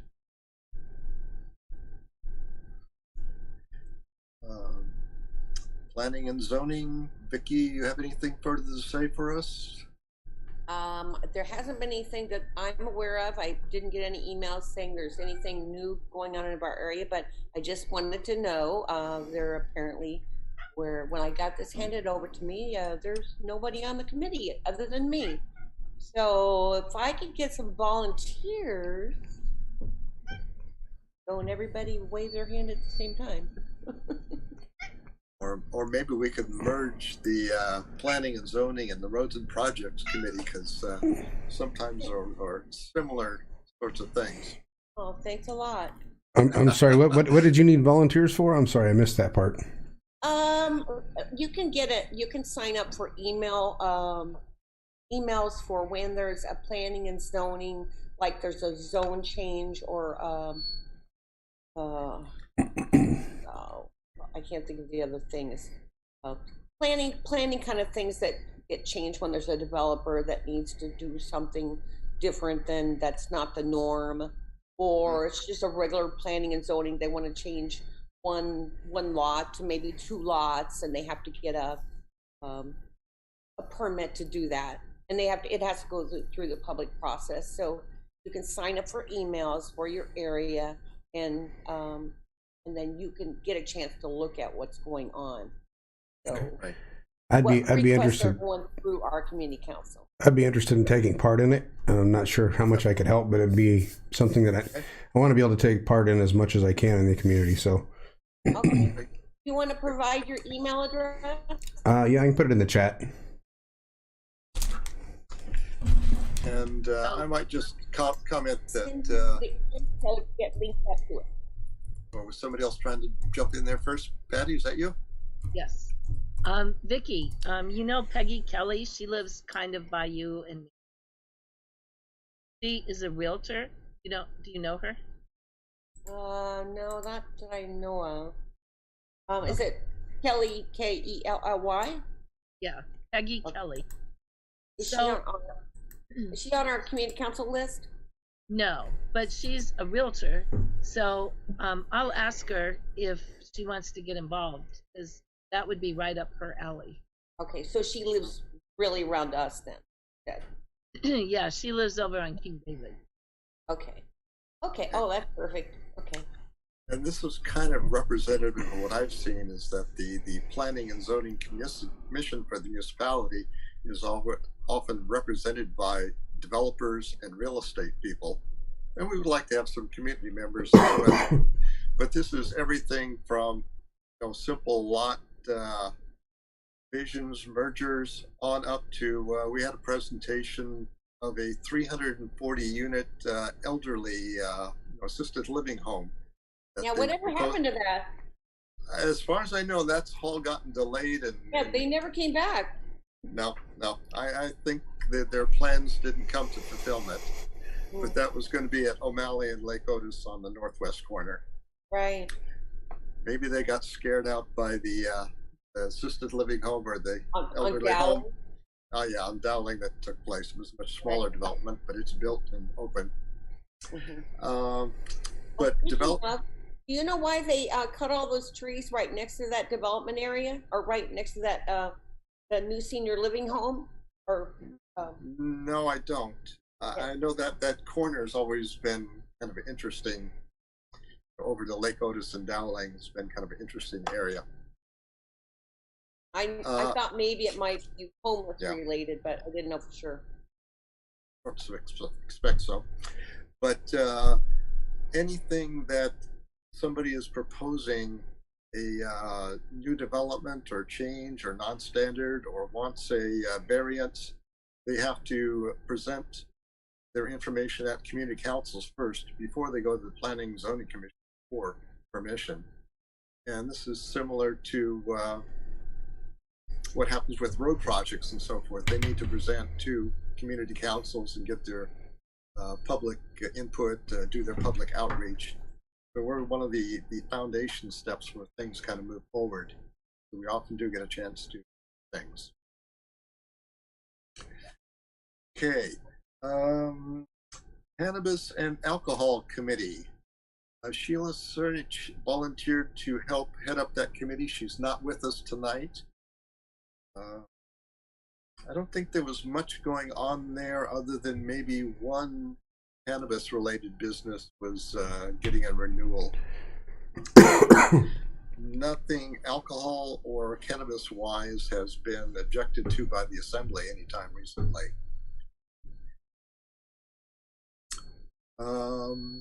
Membership and events, Lizzie? Well, still nothing happening. You know, we gotta. I'm sort of thinking ahead. I hope we can do some events next summer, but we just have to wait and see. Yeah. So, well, this is our event for now. This is our Thanksgiving potluck get together. So, I mean, all I can do is wear a funny hat. So, you know. Sure. Okay. Thank you for heading up that committee. I don't see Dan Rudder with our community patrol here tonight. Patty, do you have any kind of update for us about the community patrol or anybody else who's involved in that? Well, going back to membership for just a minute, Lizzie does now have the membership list. Oh yeah. So you might be hearing from her. She's working on stuff. And Dan, he had to shut down and go into quarantine for 2 weeks, and I've been in. So fortunately it's all been pretty quiet out on the front. We have a member who is giving us updates from next door, so it sounds like there are people going around with the mailboxes, so keep an eye on that. Anybody lurking, call 911. And there were people scoping out the houses, and it's really silly because you can see that these doors have the Ring app on it, so they can see who's coming up to their door and acting cheap. But keep an eye out for that in your neighborhoods too. Dustin, you have a comment along that line? Yeah, actually, a couple weeks ago, we had somebody that was trying to sell Vivint security systems, and they'd showed up at our house. We have a Vivint. We had one on the front of our house when we bought it, but they stopped in here and we checked their. We checked to see if that's actually who they were with, and Vivint didn't know anything about them. So keep a lookout for someone doing that, selling that kind of stuff. They were around the block all day long. So we called the company and they weren't with them. So just keep an eye out for that. Chantel Davis, did you want to give us an update on anything that's going on with the parking situation in your area? Sure. Yeah, Calvin and I had an email exchange about it this week even. Things haven't really changed. There seem to be not a whole lot that we can do other than continue to call APD every time they park on the corner. They are still doing it within 24 hours. 23 hours they move their vehicle. So still having the issues, but I unfortunately don't see a lot of relief here in the future, unfortunately. But I appreciate everybody trying. Okay. George, did you have some input for us as well? Yes, and this might be as related to this last comment, but just to go back to the public safety, I want to actually encourage people who are making a call to 911 that's not an emergency to use 311, to not use the. I 911. apologize. Yes, yeah. Not 911. I meant to call the non-emergency number. I apologize there. No. I think it was mentioned earlier too. So yeah, just make sure for clarity. Of course, unless you see someone in the act of stealing and in the act of a crime, then use the right number. Hey, I've got a question. So what's is there an issue getting a permit for that sign, that no parking sign that we talked about last meeting in that area? I didn't see the lady's name that was speaking, but I think there was some discussion on getting a permit to put a no parking sign or something there. I can provide a quick update on that. So I spoke with code enforcement with the municipality, and they reported that it's not possible to get a no parking sign there, except for if it's requested by APD. Essentially, APD is the only authority that can request a no parking sign in a place where you typically would not be able to have one. So code enforcement told me it is possible, although very difficult. And so if that is something you want to pursue, really your only remedy is just to call these complaints in repeatedly to APD until they get tired of showing up, and then request those no parking signs. So it's really just a matter of how frequently does Chantel and maybe call those issues in and really press the issue. But in theory, there's a solution. It sounds pretty slow and pretty. Or try to get somebody else to park there instead. Switch things out. Do things with their neighbors, or I don't know if anybody here would want to volunteer to help, or just what. But, I appreciate it, guys. Yeah. Unfortunately, from what I hear, it is often a long, slow process, but things usually do get better within a year. Not what you want to hear, but justice takes time sometimes. Okay, so through our team reports and onto our old business, Spruce Street Extension. Emily, you want to talk about your efforts and interests and concerns there? Sure. Yeah, so I guess I spoke last meeting, and my neighbor Elizabeth did too, just to express that we had spoken with a variety of folks in the neighborhood about concerns about Spruce Street. And since that time, we have gone around the neighborhood, and just keep in mind, like, we're two volunteers. It's COVID. It was also election season, and so the houses we've been able to go to are limited. But where we did go and where we did talk to folks, we found that the overwhelming majority of folks we talked to did not want to see this extension go through. And to be clear, we have only surveyed two relatively small sections of the neighborhood, but our concerns remain that it's an extremely expensive project, that the traffic data is quite old, and we actually, Elizabeth and I met with the project team that includes the Muni and Dowell Engineering, and we talked to them quite a bit about the project, which was honestly helpful. And on that call, it was pretty clear, and they stated this. I'm not putting words in their mouth, but that they haven't done meaningful outreach in recent years because that meaningful outreach was done about a decade ago. Maybe I'm getting the timeline wrong, but years ago. And so, yeah, so the petition that we created just basically asked to hold off until new traffic data could be done, more community conversations could be held. We didn't ask to stop the project permanently or anything like that, but just to wait on moving funding forward. So that's where we're at. And I might just say that you forwarded to me the list, or the petition, if you will, the list of people who had signed opposing this project, or including their comments and so forth. So that was helpful to get. I would say that this is a old project. I think that traffic study was done from 2006, so it kind of predates almost everybody who's in this meeting. And unfortunately, that's often what happens with roads and projects. It takes a lot of time to study, to evaluate, then decide, and then design, and then start presenting and so forth. Get community input. If I wanted to throw in kind of my 2 cents about it, I think this was somewhat related to the municipal snow dump being developed in that area, and it was being encouraged by the municipality because they wanted easier access to the snow dump area that they were developing. Well, the team now would tell you that that was not the purpose of it, but okay, that is. But what they say now, I mean, what they say is it's to cut down traffic on Norm Drive, which the data for Norm Drive is really, really outdated. They don't have anything newer than 2000. Yeah, Frank, it still can. You can email me. I'll drop my email address in the chat. But or Elizabeth, if you could drop my email address in the chat, that'd be great.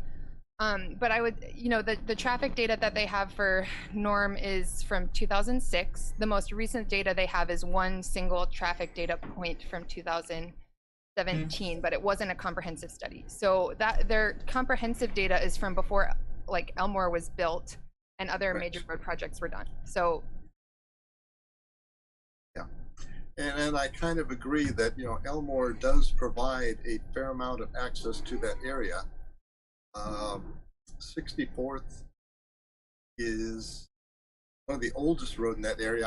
I think of it as substandard, as like a lane and a half type road with no sidewalks and so forth. So I don't really see that as easy access to that area. 68th is kind of the southern boundary, if you will, of Dowling to 68th, and then Lake Otis to Elmore is this whole block of land that we're talking about. So Spruce Street is almost the middle of it, coming south off of Dowling, and it was designed to help provide access into that neighborhood and offload Norm, which was not originally designed to be a major feeder street to that area. So Dustin? I dropped it in the chat, but I did. Sorry, I'll just quickly say, and then I'll let somebody else talk. But I did. I lived on 65th before I lived on Doyle, so I have been in this neighborhood for quite a while, even though I just moved into this current house this year. And on 60, so I do have a good idea of how traffic works over there, and also that is part of why we surveyed that part of the neighborhood. And those folks are advocates to not have the road. So Dustin, I think you wanted to comment as well, or actually more of a question for you. I guess you, Bruce, you're our president, so you could probably answer it. Sure. Whenever roads and projects and stuff like this happen, and someone presents something to the community council, is that something that we as a community vote on before it moves forward? Or I'm trying to understand how something like this got moved forward. Usually we don't vote on specific projects in terms of a resolution or a yay, nay, who's for it, who's against. In our Roads and Projects Committee, or as a whole community council, we're asked to evaluate each year, usually in the March to May timeframe, what roads and projects in our area we would like to see push forward. And so out of the 26 projects that I mentioned for the Roads and Projects Committee, we are often asked to provide the Office of Management and Budget with what are our top 3, 4, 5 projects. I mean, they want us to rate all of them, but the municipality only has so much money to spread out throughout the whole city. And we might get 1 to 3 projects in our area worked on in their time frame. All right, thank you. That's helpful. Okay. And I might also mention that that extends to traffic safety in terms of if people want a traffic study to see if speeding, speed humps, what's going on in their neighborhood, what could be addressed. Is it a state or city street? Could speed bumps even be installed on a street? That's something that starts at the community council level, usually with somebody coming from a neighborhood and saying, hey, we're concerned, I and my neighbors would like to see a traffic study done, and then the whole community council can vote on or approve whether a traffic study should go forward. Traffic engineering department would do that. So separately from all these roads and projects, there are also a list of speed humps, traffic safety issues that we are asked to rate. And those are often 5 to 10 years old by the time they get to something. And if I go around and contact the original people who requested those, they're often not living there anymore, or their kids are grown up, or they're not concerned anymore. So yeah, unfortunately, things do take time. Of the speed abatement issues or dealing with traffic safety, again, maybe 1 to 3 speed humps or issues can be dealt with per year or per time frame. I want to say that I don't recall if we got any installed last year, but the year before that, I think it was like $75,000 to install 3 sets of speed humps. So there are limited funds, and unfortunately, they are very expensive. And people are always asking for those radar signs that show people how fast they're going, and those are effective at slowing down people.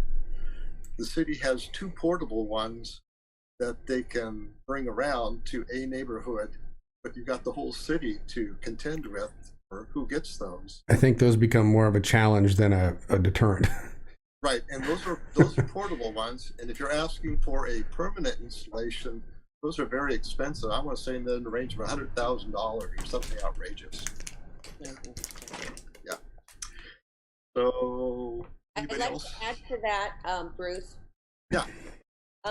Hey, and this project started in 2017, so in 2019, that was number 9 on our priority list.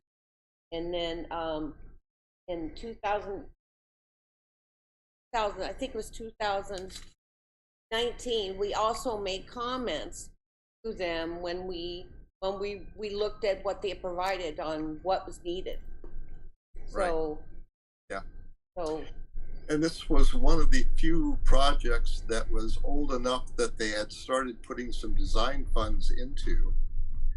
And to my mind, there are other projects that we have rated higher, we'd like to see more done about, like crossing Elmore Road to the Abbott Community Ball Fields or community park there.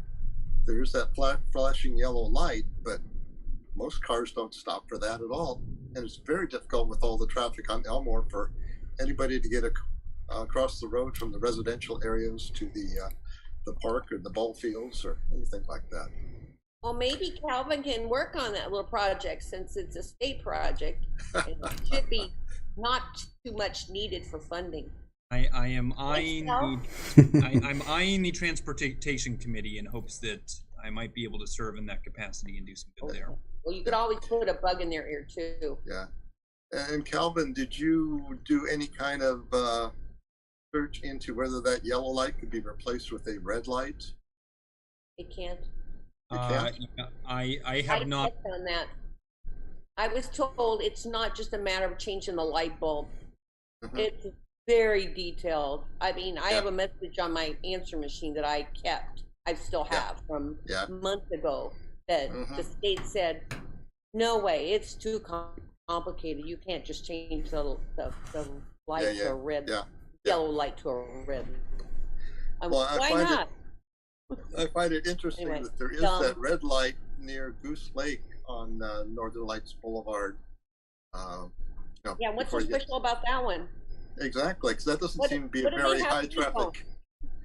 I think they've got the ARCA and some of the other, Oh, they've got a crossover, crosswalk. Well, no, it's a crosswalk. I don't know. Yeah, that's a good example to check out. What's the difference? Okay, so just again, that in the March to May timeframe, we are asked to provide the city with our updated priority list. It's called a capital improvement project list.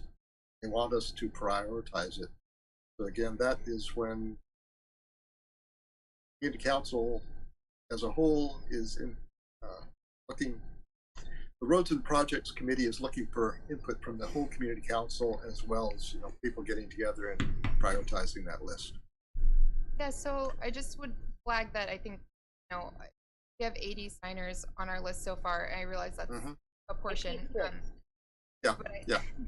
I just would hope that might alter the way the community council views this. I understand that it's an old project and that there was feelings of necessity in the past. I think I certainly imagine if folks on Norm Drive are being told that it's going to reduce traffic on Norm Drive, they'll continue to want it. But I would like to see updated traffic that says that before the city spends $10 million building this road. That's Well, it's not just a matter of slowing down traffic. There's curb, there's gutter, there's drainage. There's I'm fully aware. I've spent hours with the project team and doing all the research. So I'm fully aware of all of that. And I'm one of the houses that has drainage problems. So I understand. That's important. Right. And this would also improve the. Believe me, it takes. I know from experience. Yeah. Vicki was with the planning department, so she's got some good background there. Public Works, yeah. So that project would upgrade the road from 64th to 68th on Spruce as well. And I look at those folks as some very poor ditches and no culverts under their driveways and things like that. So I'll also flag, sorry I keep jumping in, but having had these extended conversations with the planning committee, they're looking at the ability of upgrading the south part of Spruce without building the extension, which I think would be great. And I think you should know that that's possibly an option. Yeah, right. And since this is a municipal controlled project, I think there is a fair amount of possibility for things to get changed or modified, as opposed to one of the major discussions we had 2 summers ago was the Diamond to O'Malley upgrade to the Seward Highway is putting an underpass at Scooter Drive to Academy Vanguard. It is south of Diamond. The first exit off the highway is currently Scooter. Well, they're going to punch a underpass, and that would put a huge amount of traffic into Independence Park. And just like this project ending up in the $10 million range, that one was had crept from $8 million up to $25 million. And municipalities saying, whoa, we don't want to spend that much. Yeah, you can put in that underpass, but you're going to ask us to connect it over to Abbott Road and have a stoplight and buy out some buildings and so forth. So the community members there were much against that, and John Welton helped host a series of meetings. I want to say there were 40 to 50 people that would show up at a meeting that were opposing that underpass being connected over to Abbott Road. But it's a state project, and that's a slow-moving glacier that's been in the works for over 20 years. They're going to do it irregardless of what we want. So is that enough for roads and projects for the moment? Patty, did you want to say anything about this resolution shared from the Rogers Park Community Council? Because this Okay. seems. I put this resolution up. There's a link to it from the agenda. You go to our website, and there's also a link to the Spruce Street maps that Emily sent. So if you wanted to look at more about that project, it's right there. Sorry, I should have said that while we were talking. People might wanted to look at that. So the Rogers Park Community Council is doing a resolution, and they asked if we wanted to join in. And I think, just to sum up a very long resolution, they are suggesting that the municipality look at the scientists' data for how much to open up the economy, or what are the signs that you should start shutting certain parts down. And want me to read it, Bruce, or do you want to discuss theory? I'm wondering if maybe we want to discuss things in theory, because I think we've also been asked as a community council to kind of help provide some input or feedback to the assembly. One, because a lot of the people that come in public testimony are very opposed to any shutdowns, face masks, like that. I'm always curious, if people want to weigh in where they think things are and where they should go. I know the assembly members are looking for support from the community for the actions that they're taking that people think are appropriate. So yeah, how about if we just open things up here? We're in our last 15 minutes. Before I kind of jump on there, I was just going to ask Colleen and Mike Moglen if you wanted to weigh in on the Spruce Street Extension project, kind of in your area. And Mike was previously a vice president of the council, longtime members. He's okay. Bruce asked if you would weigh in on Spruce Park, Spruce Road. You were. Well, mostly because you live in that area. This is what happened. About 15 years ago, we went through a walkthrough with the Muni and the engineers, and walked through there, and nobody knew about the plan, and they kind of a notice was put out. They put some billboards on top of some poles, and so these people, we all showed up on a Saturday morning, did kind of a walkthrough, and some of the thought is to have some help moving the traffic north and south. There was always this concern about in case of a fire on hillside, how do they evacuate people off the hillside? So that was kind of one of their thoughts.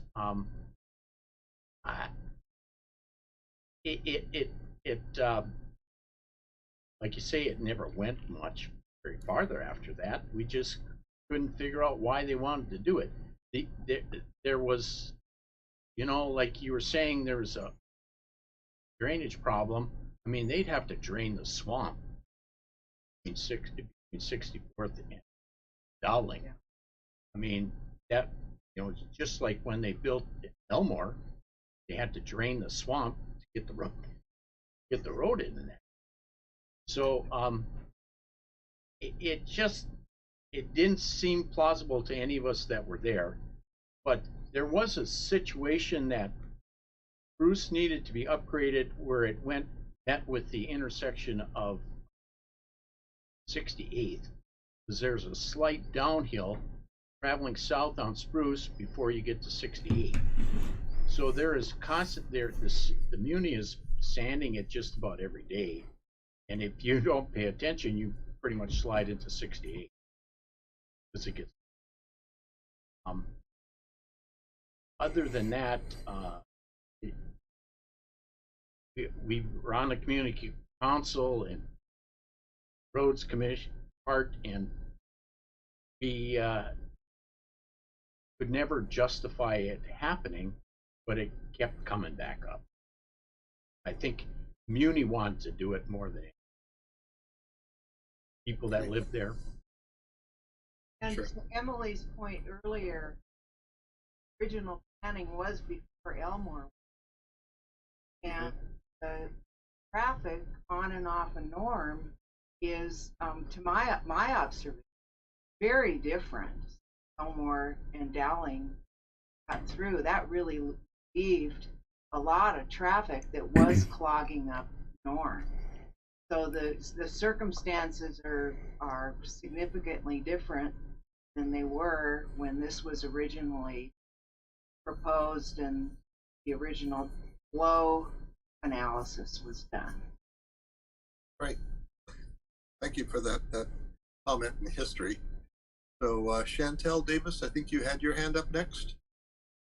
Yeah, I just wanted to clarify on the resolution from the other community council.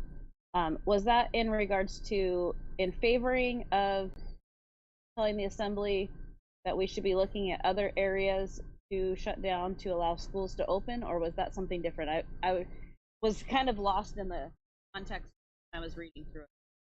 Thank you. I think I misread it, so I should never talk from memory because I have pulled it up now. So they were speaking strictly as it regards to schools. And there are 3 whereases, or to be resolved.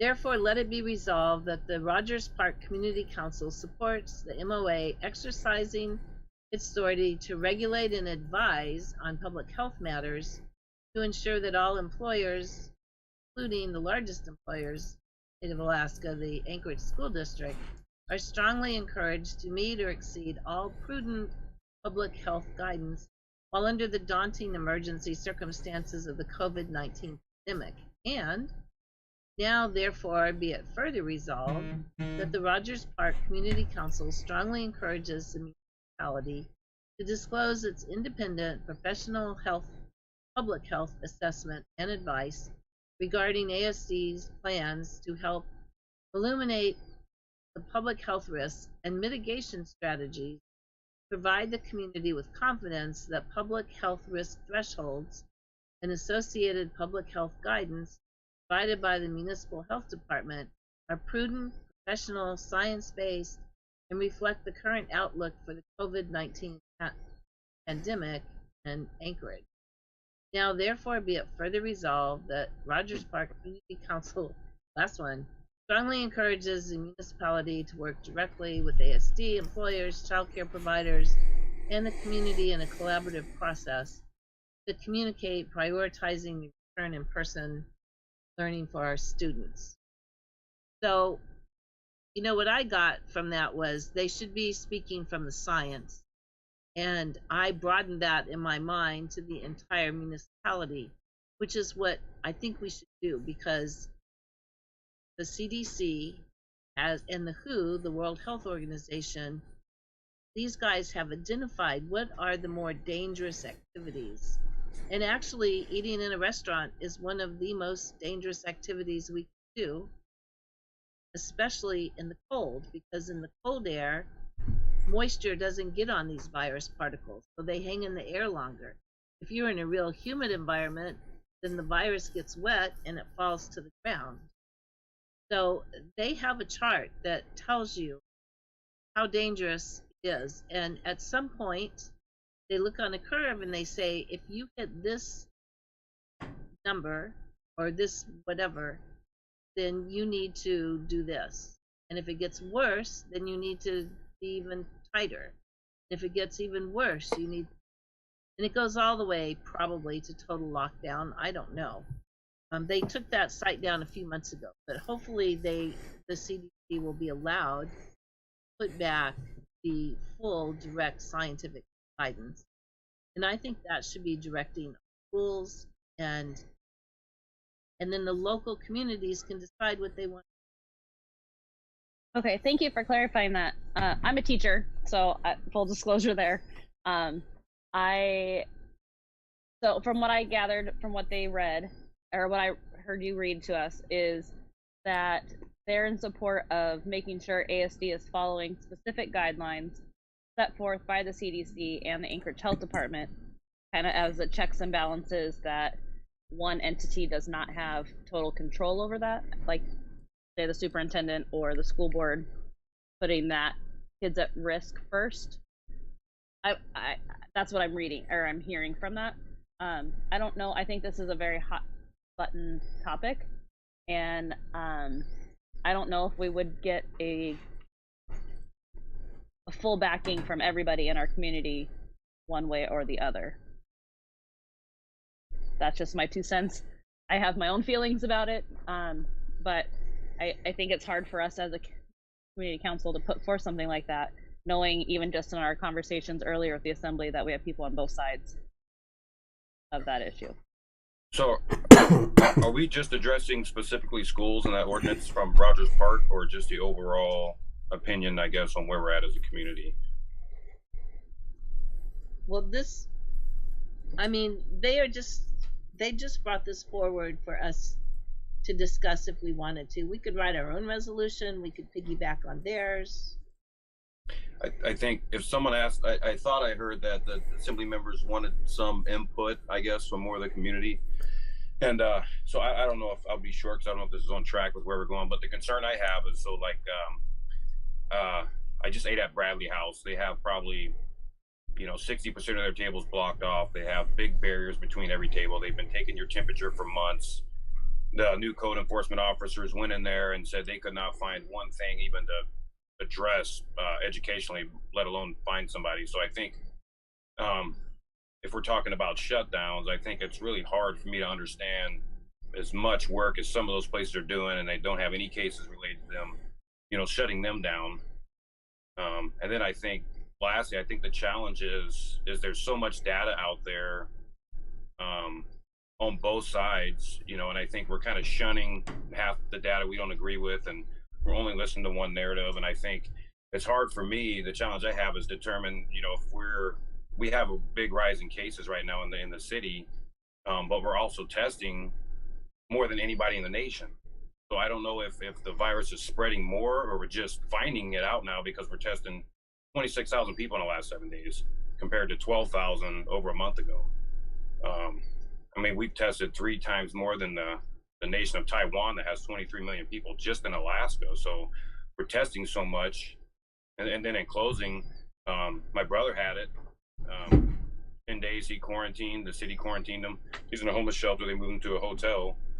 And after 10 days they let him go. They didn't test him again because they said, you're going to test positive for the next 3 months, but you're not contagious anymore. So out of all the tests we're seeing, how many of those people are even contagious anymore? I work on a slope, and our company policy just said they're going to change their policy to be more in line with the CDC, which says exactly that. After 10 days, you're no longer contagious. You don't need a negative test. You're going to be test positive for the next 3 months.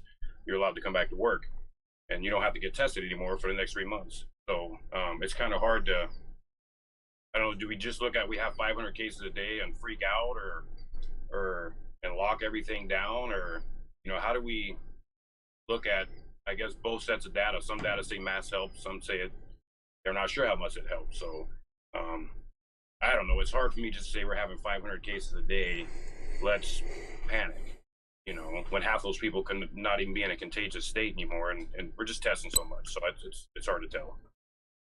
I'd like to respond to that and just say that I don't think any of us here are health experts, or that's not the advice that's being looked for from this resolution. I read it and see that what they're asking is for the state of Alaska and employers to heed public health guidance, and we're not those public health experts or the ones giving the data. And I agree though, actually, with I think it was Chantel, I have my personal feelings about this, but I feel like such a small portion of our community is represented here that I don't feel like I would be able to represent a strong opinion besides my own. So we're at the 8 o'clock time. I'm willing to keep on discussing things a little bit. I think Dustin has his hand up, and then Susan Sowell. A number of people have left already, but I'm perfectly happy continuing this discussion for a little bit. And I noticed that Felix and Meg have joined us back as our assembly members, so they might be interested in hearing their opinions as well. So, Dustin, you want to start off from there? Sure. Welcome back, Meg and Felix. Hopefully your other community council meeting was good. So with me actually and my wife actually having COVID and dealing with this, we kind of have a little unique perspective on things we did and things that we would change, things we wouldn't change, things like that. So I just kind of wanted to share an experience. So I manage Jewel Lake Bowling Center, and I see hundreds of people a day come in there. It's comparative, during the day it's pretty slow, but in the evening it's really busy. It's comparative wise to like Costco or Target or places like that. We are 50% capacity right now, so we're not as high as we could be. But we also have a bar that's attached to the bowling center as well. So we rarely, up until I am obviously out of work right now because of COVID, but up until now, we never hardly ever had a case. We might have had 2, and I think they were high school bowlers. And they did the right thing. They quarantined the entire team. They never came back into bowl until everybody was done. But I will tell you this, every single person that comes into our building, we make sure they're wearing a mask. We make sure that everything's wiped down. We make sure all the doorknobs, the door handles, all the glass, everything that everybody touches, the bowling balls, we require them to leave them on the ball rack so that we wipe them down before they go in there. And there are precautions that we do, Center Bowl does as well, and we're not seeing the major uptick. Now, with that said, I have had an employee come down with COVID, and she's religious with her mask.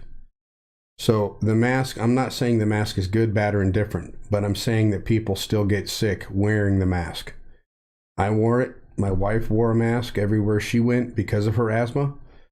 We were pretty religious with it, and we still got sick.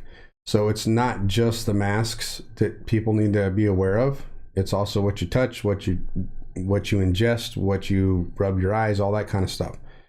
So I think that if you're going to make everybody in town wear a mask or whatever it is that the assembly does, there needs to be some kind of standard. These little masks right here, I wear this just because it's warm when I go outside if I have to. It's not good enough. It's not, and they actually told me that when I went to Providence yesterday. I couldn't wear this in there. I had to wear a real mask. So if you're going to do that, do it right, I guess is what I'm trying to push. I think that would be a safer way if you're going to combat this than just letting anyone wear whatever they want to wear. Now, personally, I am against the masks. I don't think that they do all that great a job because I've been sick and my wife's been sick and she wore real stuff. So that's my perspective on it. I'm not a health expert, but I think that there's a lot more that we could do as a community. I think most of you here understand that. And like I said, having a unique perspective of my wife in there fighting for her life is something that I wanted to share with you guys. It is serious, and I may have misunderstood it a little bit, but I won't anymore. I promise you that. Okay, Susan, would you like to speak next? You have your hand up. And then Pauline after her. Susan, do you still have your hand up? Oh, you're not muted. Here we go. Jared, There we I go. want to thank you, Dustin, for for changing and learning and being willing to say that. I think that the places like Bradley House and your shop that follow the rules and are really careful are doing great. Aren't. That's the problem. But one of the reasons, aside from whether not tested, our hospitals can't keep up anymore. We've got 14. The YK Delta can no longer send really ill people to Anchorage because we can't take their patients anymore. So we need to think about protecting our healthcare institutions, the people working. We're short-staffed because the docs and the nurses are being sick or having to quarantine. So they can keep up with the every effort. That's kind of where we're at. While I was there, I actually did find out that there are 2 nurses in Providence right now that are nurses in there, and they are actually in ICU right now. Just FYI. Elaine, would you like to go next? I think this conversation headed off of the Rogers Park resolution. So I'd like to kind of get back to that. And it sounds like, and thank you, Patty, for reading the whole thing, that their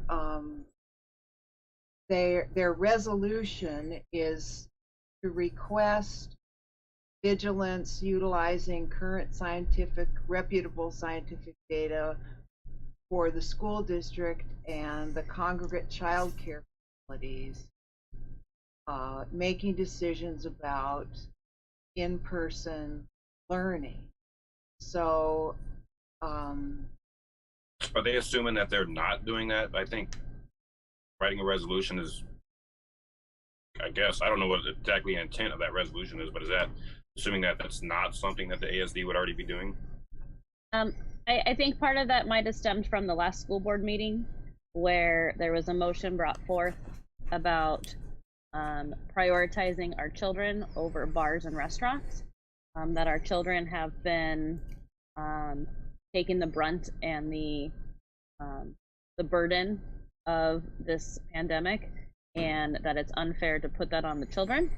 And so that was, I think, part of all of that conversation was brought up at the school board meeting, and they'll be voting on it on the 1st, that they would like to have the superintendent have a bigger seat at the table, I think was the terminology used when making decisions for municipality and prioritizing education over other things. And I think that's probably where that intent came from in the Rogers Park resolution, that we need to use science-based information, not just that other piece.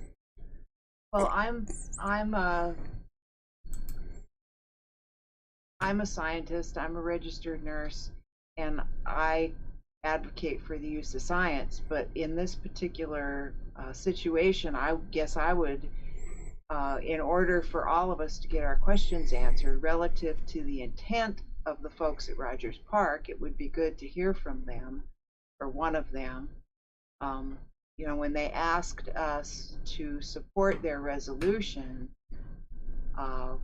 we can read the language and then chat about it and try to figure out what their intent was. So, Patty, if you have any more information about what their intent was, and was it really targeted based upon something that happened at a previous school board meeting, or there's a bunch of teachers who live in Rogers Park, or a bunch of parents of kids, and you know what exactly is going on there that prompted them to come up with what sounds like a pretty reasonable resolution to look at the science. And then anecdotally, I'll say that a university in Georgia and some other scientific institution has developed a interactive map for the whole country, including Alaska. And Channel 2 just ran a story on it tonight, but I saw it online and used it online last week, where you can go in, click on your community, and select a group size. I was in a group of 10, I was in a group of 15, and based upon current data with the COVID incidents in your community, it will tell you the probability that you have come in contact with somebody with COVID. So I had just happened to be, I'm pretty much quarantining. The only building I go in is the post office, rarely. and I order food online and drive up and pick it up curbside and everything. So I went in the post office and I had some parcels, and it was busy and I had to do it. Everybody was masked, everybody was observing social distancing, but I was in there probably 20-25 minutes. And so that evening, I just happened to come across this interactive map. So I tried it out.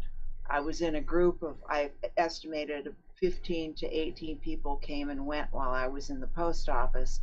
And what was the likelihood, based on the current Anchorage data, that I had been exposed to COVID in the post office, and it was 76%. So that is probably a link to that, I would guess, is on the Channel 2 Alaska News Source website, if anybody wants to take a look at that. But that's just an anecdote, a piece of information. But on the Rogers Park resolution,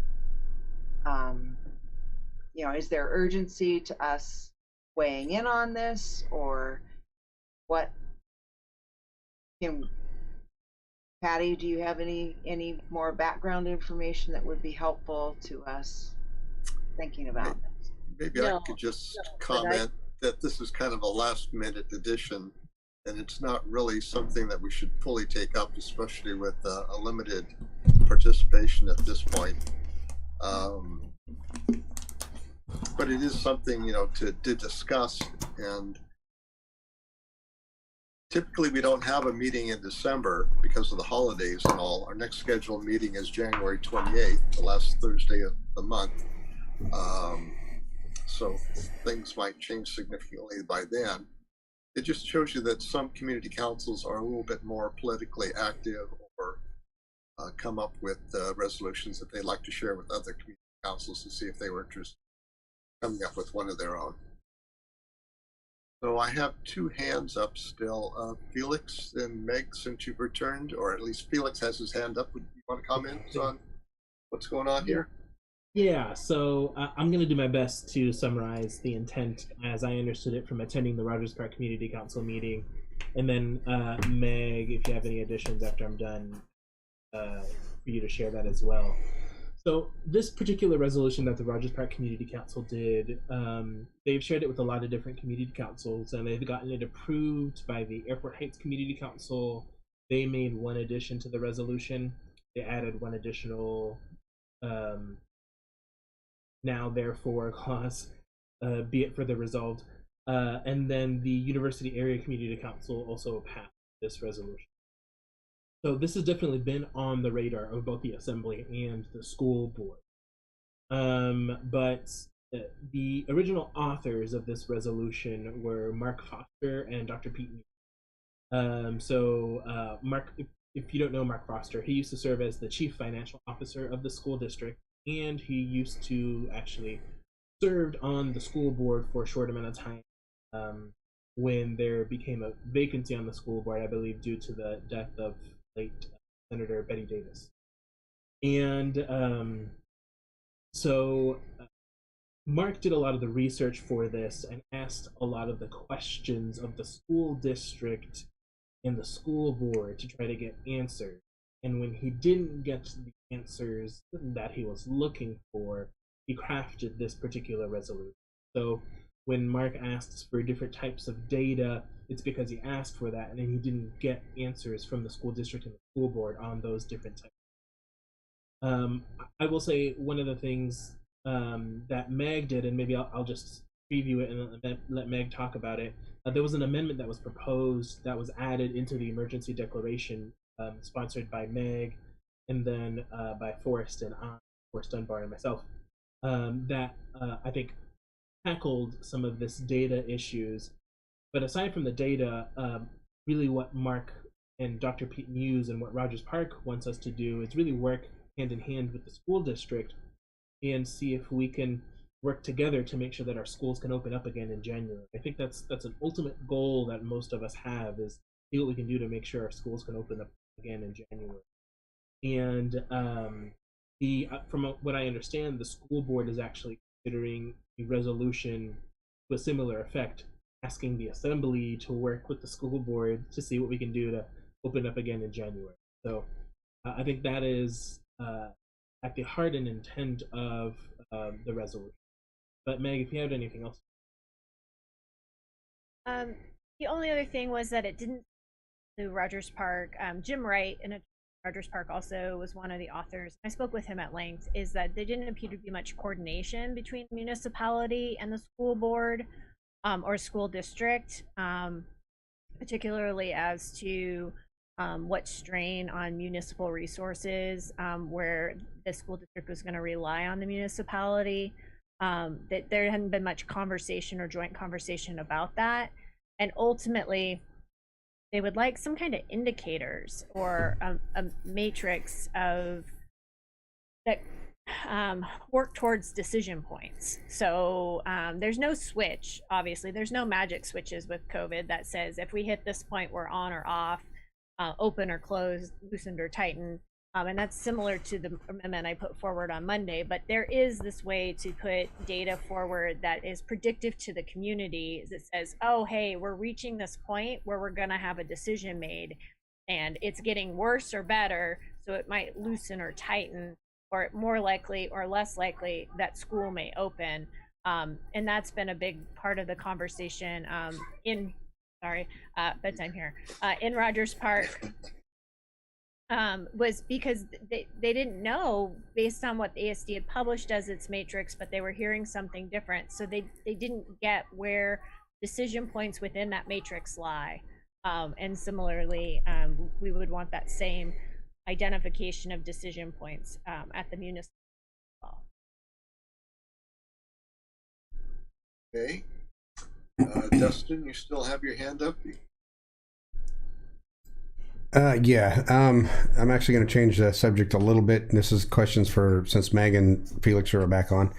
There has been a lot of rumors going around about Anchorage maybe shutting back down. My question would be, as an employer and as a regular private citizen, I guess, has the municipality looked into any kind of financial assistance for those who are not going to be able to work if the city does shut back down?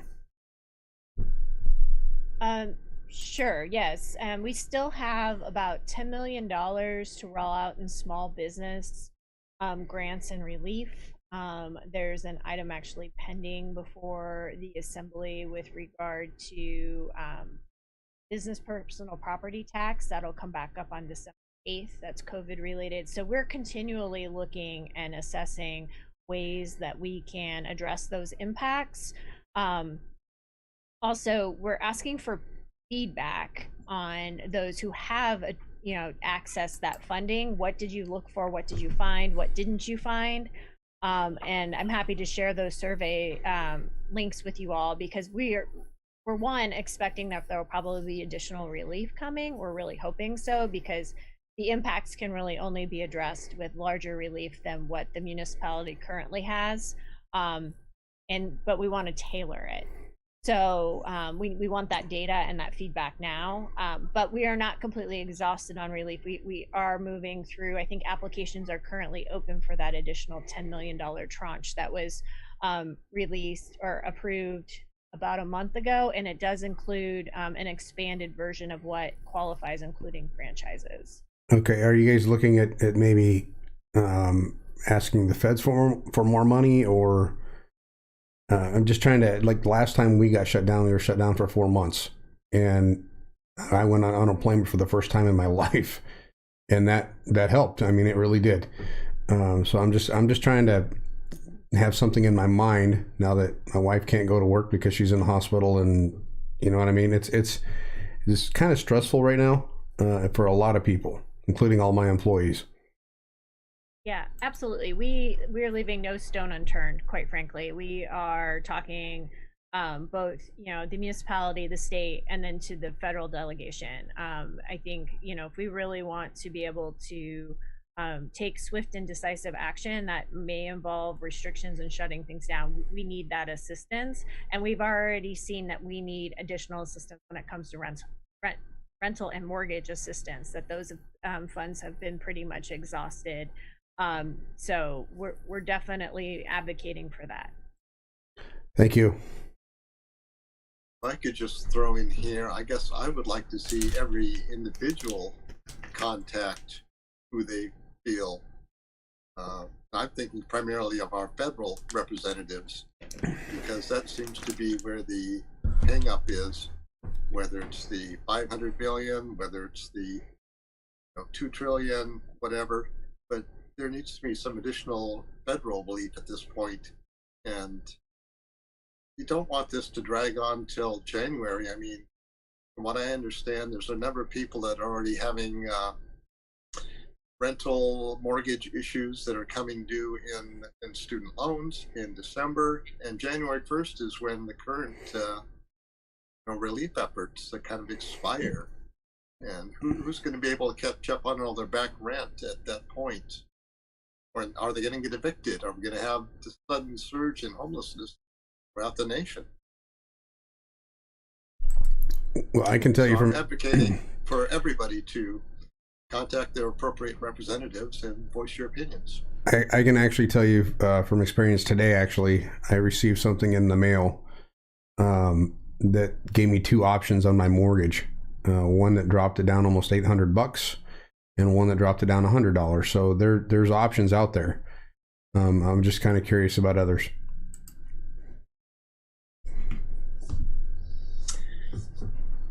Anybody else who wants to weigh in? I'm saying that we're well past our normal time. I appreciate everybody coming tonight. Anybody wants to weigh in, have the last minute. I'm happy to sit around for a few more minutes. Not end the session if people want to talk to each other. But otherwise, I don't want people to feel that they're obligated to continue. We're down to 16 people out of our 30 or so earlier. Bruce, I don't have anything to say, but I did miss earlier. Did you say that we don't meet in December? That's correct. We normally do not meet during December, and our November meeting like this is usually a smaller, shorter, more social event. But I think we've had some very good discussions tonight. And I guess I'm open to see if people want to have a Zoom meeting in December as well. But I'm expecting it to be smaller and informal. And I don't know if I really expect our assembly members to come, but it would be nice. I mean, I would take a vote here if there's 10 people that say they want to meet in December. I would go ahead and schedule it. Yeah, I think it's good, Bruce. I'd definitely be for it. I'm down. Okay, Lizzie. I mean, I'm definitely available and can host it and so forth. So I'm going to poll people here. Susan, do you have any interest in meeting December? If the dates work out, we could do that. Sure. I'd like to explore maybe the community council becoming a resource for people who need specific kinds of help. First. Wow. Patty, are you open for anything in December? I don't know. Are we going to want minutes? I'm kidding. No. I'm good. I think the more discussion, the better. So I am posting a video, so you can take those as minutes if you don't want to write them down. Bruce, the last Thursday in the month is the 31st.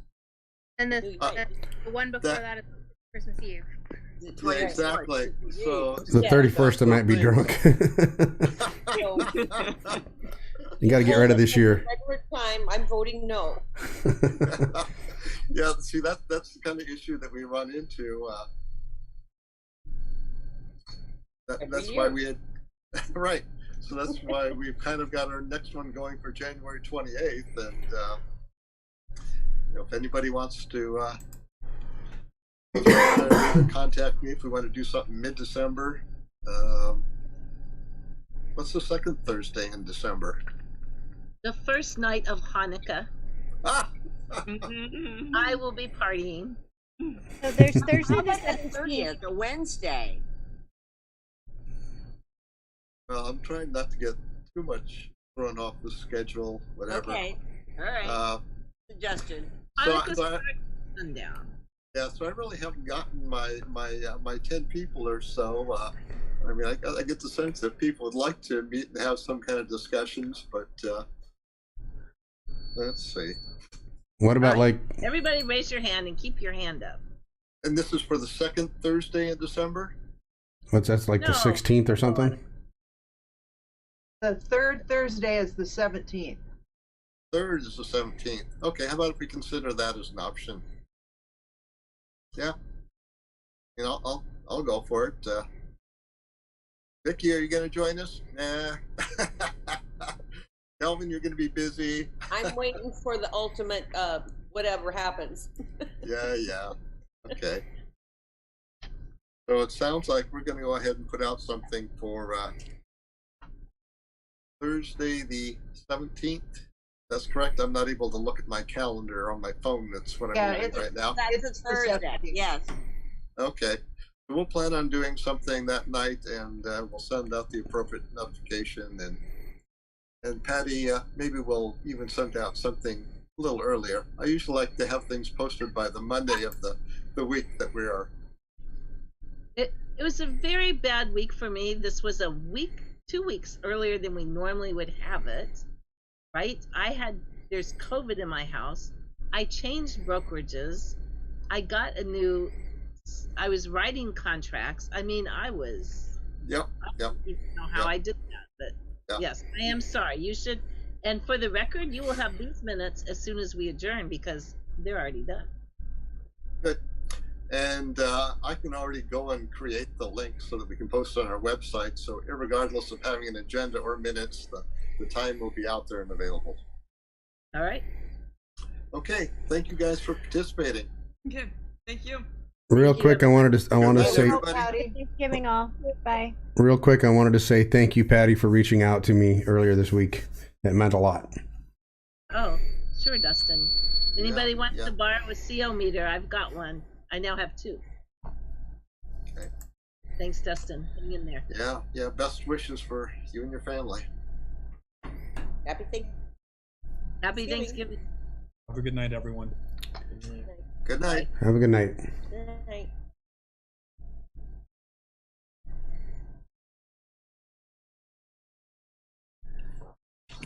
I don't know how to.